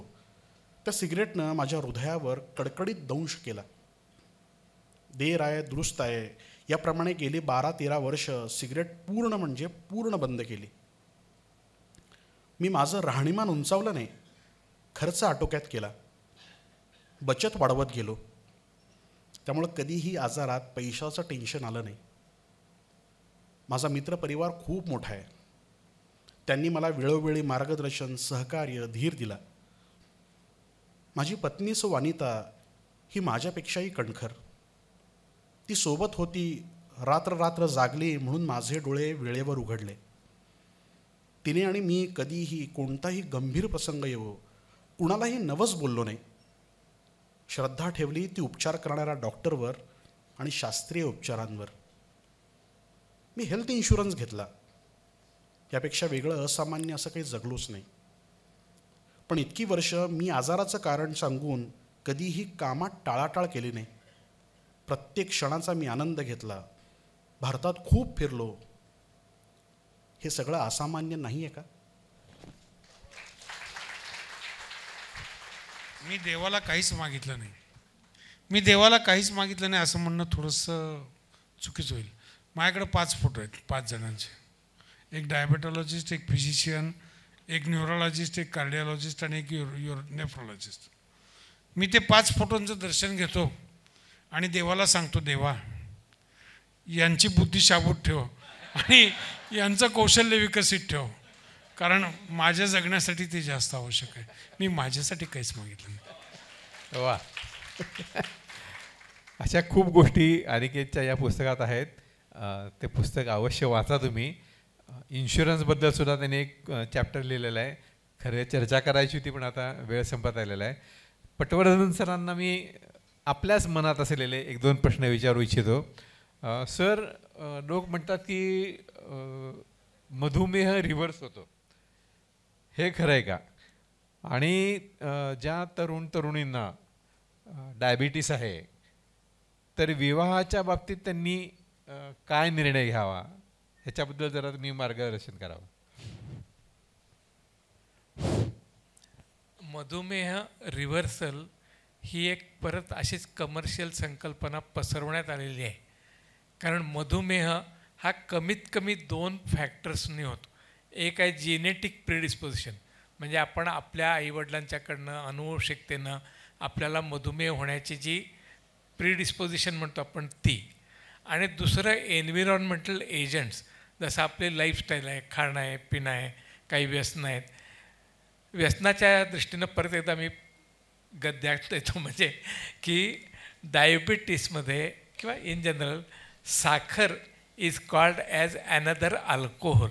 कारण साखरेचं आपल्याला व्यसन लागलेलं आहे. हे मी पुन्हा पुन्हा सांगतो की जसं कुठलंही व्यसन सोडायला त्रास होतो तसं साखर वर्ज्य करायला त्रास होतो. आणि ह्याचा तुम्ही प्रयत्न करा. 3 आठवडे जर तुम्ही साखर पूर्ण सोडू शकलात तर तुम्ही त्यातनं मुक्त व्हाल. पण त्यातनं मुक्त व्हाल म्हणजे पूर्ण डायबिटीस रिव्हर्स होत नाही. कारण डायबिटीसमध्ये जेनेटिक प्रिडिस्पोजिशन आहे. तुमचं वजन वाढलं आहे, साखर तुमची वजन कमी करेल, म्हणजे साखर सोडल्यावर तुमचा ट्रायग्लिसराईड कमी होईल, इन्शुलिन रेझिस्टन्स कमी होईल. तुम्ही भरपूर भयानक व्यायाम केलात, काही विशिष्ट औषधं घेतलीत तर वजनसुद्धा 20-20 किलोनं कमी आणता येतं. आणि ज्यावेळी इतकं वजन कमी येतं त्यावेळी साखर कंट्रोल आल्यासारखे दिसते रक्तात. तर त्याला म्हणतात डायबिटीस रिव्हर्सल. पण ही चुकीची टर्मिनॉलॉजी आहे. कारण परत तुमचं वजन वाढलं की परत डायबिटीस होतो. त्या अर्थी डायबिटीस बरा झालेला नसतो, तर डायबिटीस सुप्त गेलेला असतो किंवा रेमिशनमध्ये गेलेला असतो. तेव्हा डायबिटीस रिव्हर्सल नाही आहे एवढं मोठं ध्येय तुम्ही मुळीच ठेवू नका, कारण त्याचे पण बरेच साईड इफेक्ट असतात. पण तुम्ही स्वतःची साखर चांगली नियंत्रणात आणलीत आणि बाहेरून ॲडेड फ्री शुगर खायचं सोडलं तर तुमचे औषधाचे जे प्रमाण आहे ते जवळजवळ 30 ते 50% घटतं. आणि तुम्ही व्यायामही केलात तर तुम्ही चांगलं जीवन जगू शकता, बरीचशी गुंतागुंत टाळू शकता. व्यसनांमध्ये सगळ्यात वाईट व्यसन हे साखरेच आहे, हे मी पुन्हा पुन्हा सांगतो. आणि हे तुम्ही मनात लक्षात ठेवा. इतर व्यसनं लोक नाव ठेवतात म्हणून तरी लोक बंद करतील, पण साखरेचं व्यसन लोक बंद करत नाहीत, कारण समाजातच त्याला मान्यता आहे. म्हणजे आता अवघड प्रकार आहे हा की सगळेच जण साखर खातात, व्यसनी कुणाला म्हणायचं. तर निदान तुम्ही जागे व्हा, तुम्ही ज्यांना सांगाल त्यांना तुम्ही हे पटवा आणि कसंही करून मानव जातीला साखरेपासून मुक्त करा, तर पुढं काहीतरी आशा आहे. आणि ते यंग एज मधल्या मुलांना यंग एजमध्ये हा खरोखर मोठा प्रॉब्लेम आहे की मुलं म्हणतात, आई वडील येतात की ही मुलगी तुमच्याकडं औषधं घेते आहे, इंजेक्शन चालू आहे, तर हिचं लग्न करायचं आहे, तर काय तुमचा सल्ला काय राहील. तर आम्ही त्यांना सांगतो की जो हिच्या डायबिटीस सकट, हिच्या इन्शुलिन सकट ॲक्सेप्ट करेल तो हिचा जोडीदार. तीच गोष्ट आम्ही मुलांनाही सांगतो, मुलांच्या आईवडिलांना सांगतो. पण मुलांचे आईवडील एका वेगळ्या भ्रमात असतात. साखर आहे किंवा डायबिटीस आहे न सांगताच ते मुलांची लग्न करून टाकतात. हे फार धोकादायक असतं. मुलींच्या बाबतीत तर असं झालं तर आणखीनच धोका. मला सुरुवातीच्या काळातल्या प्रॅक्टिसमधली गोष्ट आठवते. एक दिवस मी पोचलो आपल्या दवाखान्यामध्ये, तर बाहेर एक बाकड्यावर एका बाईला झोपवलं होतं. म्हटलं हिला काय झालं आहे. नाही तुमचीच पेशंट आहे, डायबिटीस आहे, इंजेक्शन आहे चालू आहे, तिला जरा गरगरते म्हणून झोपवलं आहे. मग मी आत गेलो, म्हणून असिस्टंट होता, त्याला म्हटलं बघरे कोण आहे, केस पेपर काढा त्यांचा जुना. तो म्हटलं काय कळत नाही सर, ती तशीच झोपले मगापासून. मग मी जाऊन बघितलं तर ती ॲक्च्युली मेलेलीच होती. It was a dead body. आता करायचं काय, माझ्या प्रॅक्टिसचा 3रा का 4था महिना होता. मी नुकताच मिशन हॉस्पिटलमधून बाहेर आलो. मग मी त्यातल्या म्हटलं कुठं आहे तिचे नातेवाईक, म्हटले चहा प्यायला जातो म्हणून गेलेत. आता करायचं काय हिला. मग मी एका रिक्षावाल्याला बोलवलं, कारण माझ्याकडे गाडी पण नव्हती त्यावेळी, नाहीतर मी माझ्या गाडीतून सुद्धा तिला मिशनला घेऊन गेलो असतो. मी तिला रिक्षात घालून घेऊन चाललो, तर रिक्षेवाल्याला कळलं माझ्या आधी किंवा बाकीचे लोक सर म्हटलं डेड बॉडी असं वाटेत पकडलं तर मला काय करतं. मी म्हटलं अरे चल तू, आपण डेड नाही झालेली ती अजून, तिला रिवाईव्ह करायचं आहे आपल्याला, असं म्हणून मिशन हॉस्पिटलला घेऊन गेलो. तिथं मी नुकताच रिझाईन करून बाहेर आलो होतो, त्यामुळे माझे स्टुडंट्स तिथं बरेच होते. ते आले पटापटा, सर आले सर आले. म्हटलं हे बघा हिला घेऊन जावं इमर्जन्सीमध्ये, ठेवा तिला तिथं, रिवाईव्ह करा, रिसाईट करायचा प्रयत्न करा. ती होणार नाही कारण डेड आहे मलाही माहीत आहे, पण हिचे नातेवाईक आले की मग बघा म्हटलं काय करायचं. कारण तोपर्यंत काय करता येत नाही आपल्याला, कोणच नाही हिचं, कोणी जबाबदारी घेणार. तर तिला ठेवून घेतलं त्यांनी. नातेवाईक पोचले तिथं, आमच्याकडे आले, कुठं झालं काय झालं, तुम्हीच तर इंजेक्शन दिलं होतं, असं कसं झालं. मी म्हटलं ती तिथं आहे मिशन हॉस्पिटलला, जा जाऊ लवकर, आहे जिवंत आहे म्हटलं अजून. तुम्ही तिथे हिस्ट्री द्या सगळी. तर ते गेल्यावर त्यांना पकडलं की काय झालं नक्की सांगा. तर ते काय तयार नव्हते. मग म्हणाले की ठीक आहे, तुम्ही सांगत नसाल तर ॲटॉप्सी करू. ॲटॉप्सीशिवाय बॉडी देता येत नाही, कारण आली त्यावेळी ती गेलेली होती. मग त्यांनी सांगितलं की आमच्याच्यानं काही हिचं करणं शक्य नाही आहे, त्यामुळं ती आम्ही काही इन्शुलिन आणू शकलो नाही. गेली 3 दिवस विदाऊट इन्शुलिन आहे. त्याच्या माहेरच्या लोकांना सांगितलं, ते पण कोण घेऊन आलं. म्हणजे मी आपली मानसिकता किती वाईट आहे हे सांगतो आहे की हे काय चाललं आहे. म्हणजे आईवडिलांना हे समजून सांगण्यातच वेळ जातो की एक वेळीचं लग्न नाही झालं तरी चालेल, पण हिचं असं न सांगता लग्न करू नका. मग त्याच्यावर उपाय म्हणून आम्ही काय करायला सुरुवात केली की डायबेटिक मुलगा ओळखीच्यातला, म्हणजे आमच्याकडेच औषध घेणार, आणि डायबेटिक मुलगी यांचं जमते का बघूया, साधारण घराणं बघायचं, करून द्यायचं. तर दरवेळी मुलं मुली मला विचारायची की सर आम्हाला झाला तसा आमच्या मुलांना झाला तर आम्हाला नको लग्न, आम्ही तसेच राहू. मी म्हणालो की अरे तुमच्या आईवडिलांना होता का डायबिटीस? नव्हता, कारण तुम्हाला जो झाला डायबिटीस तो वेगळा आहे, टाईप 1 डायबिटीस आहे, हा व्हायरल इन्फेक्शनमुळे झाला आहे. पण त्यावेळी आम्हाला हेही माहीत नव्हतं, ही गोष्ट 40 वर्षापूर्वीची आहे, की इव्हन टाईप 1 डायबिटीससुद्धा जेनेटिक प्रिडिस्पोशन घेऊनच होतो. त्यामुळं व्हायला लागलं काय की आणि 20 वर्ष गेल्यानंतर ज्यांचं आम्ही लग्नाला रेकमेंड करून लग्न करून दिलं, ती त्यांची मुलं घेऊन आलेली की सर तुम्ही आम्हाला सांगितलं तर आमच्या मुलांना म्हणाने माझ्या 3 पैकी 2 मुलांना डायबिटीस झाला आहे. तर हा खरोखर एक मोठा सोशल प्रॉब्लेम आहे. माझी अशी अपेक्षा आहे की जसं एज्युकेशन लेवल वाढेल, लोक स्वतंत्रपणे जगायला लागतील, लग्नाच्या जोखडातून म्हणजे एका विशिष्ट चाकोरीतूनच लग्न ठरवणं यातनं जेवढी सुटतील आणि स्वतः जोडीदार हुडकायला लागतील, त्यावेळी हा प्रश्न बऱ्यापैकी सुटेल. पण तोपर्यंत ह्या मुलांना स्वतःच्या पायावर उभं करायला पाहिजे, यांना चांगल्या एज्युकेशनला प्रवृत्त करायला पाहिजे. म्हणून मी सांगायला लागलो प्रत्येक विशेषतः मुलींच्या आईवडिलांना की मी जे आता इन्शुलिन देतो आहे यानं हिचा ब्रेन सुधारणार आहे, कारण सगळं इन्शुलिनमुळं साखर ब्रेनला मिळणार आहे, ही मुलगी हुशार होणार आहे. हुशार असतातच ह्या मुली, पण मी असं सांगितल्याचा काहीतरी परिणाम होऊन त्या मुली पण अभ्यास करायला लागायच्या. कितीतरी मुली MSc डॉक्टर झालेल्या आहेत, काही इंजिनियर झालेल्या आहेत, बराच फायदा ह्या मुलींना झाला आहे. आणि मग त्यांनी लग्न ठरवलेली आहेत जी जास्त चांगली होतील. म्हणजे असल्या काहीतरी सामाजिक संस्थेतून अशा मुलांचे लग्न करण्यापेक्षा मन जोडलेल्यावर मग लग्न करणं सोपं जाईल असं माझं मत आहे.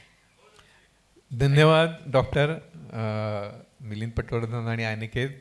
या गप्पा म्हणजे आपल्याला आवडेल खूप ऐकत बसायला, पण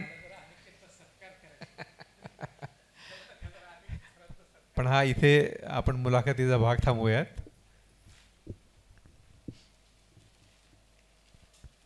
मला बोलवणं थांबवणं हे फार अवघड आहे.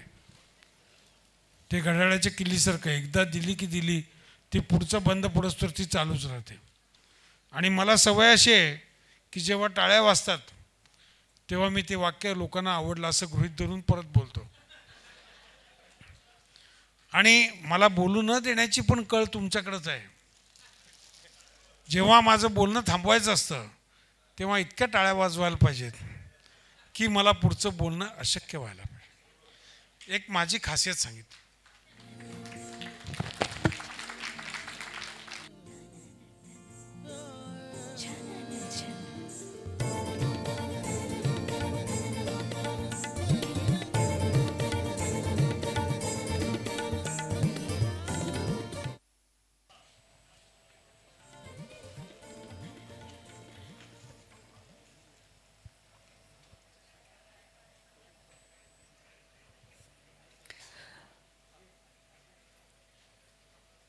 धन्यवाद. या मुलाखतीच्या आणि या कार्यक्रमाच्या अखेरीस आपण सर्वांचे आभार व्यक्त करतो. डॉक्टर अनिकेत देशपांडे यांच्या पुस्तकाचं प्रकाशन आणि मुलाखत अशी दोन्ही एकत्रित करण्याची संधी आम्हाला मिळाली, त्याबद्दल त्यांचे आभार. या निमित्तानं डॉक्टर मिलिंदजी पटवर्धन आपणही आलात, त्याबद्दल आपलेही मनपूर्वक आभार. शिरीषजी आणि धनंजय दोघांचेही मनपूर्वक आभार. आपणा सर्वांसाठी बाहेर थोडंसं कडू आणि खूपच गोड हे पुस्तक अवेलेबल आहे, पण त्याबरोबरीनं शुगर फ्री आईस्क्रीम पण अवेलेबल आहे. आपणा सर्वांसाठी जाताना ते खाऊन जायचं आहे. धन्यवाद. पुन्हा भेटूयात पुढच्या कार्यक्रमात. पुढचा कार्यक्रम असेल पहिला शनिवार म्हणजे 2 ऑगस्ट 2025 रोजी.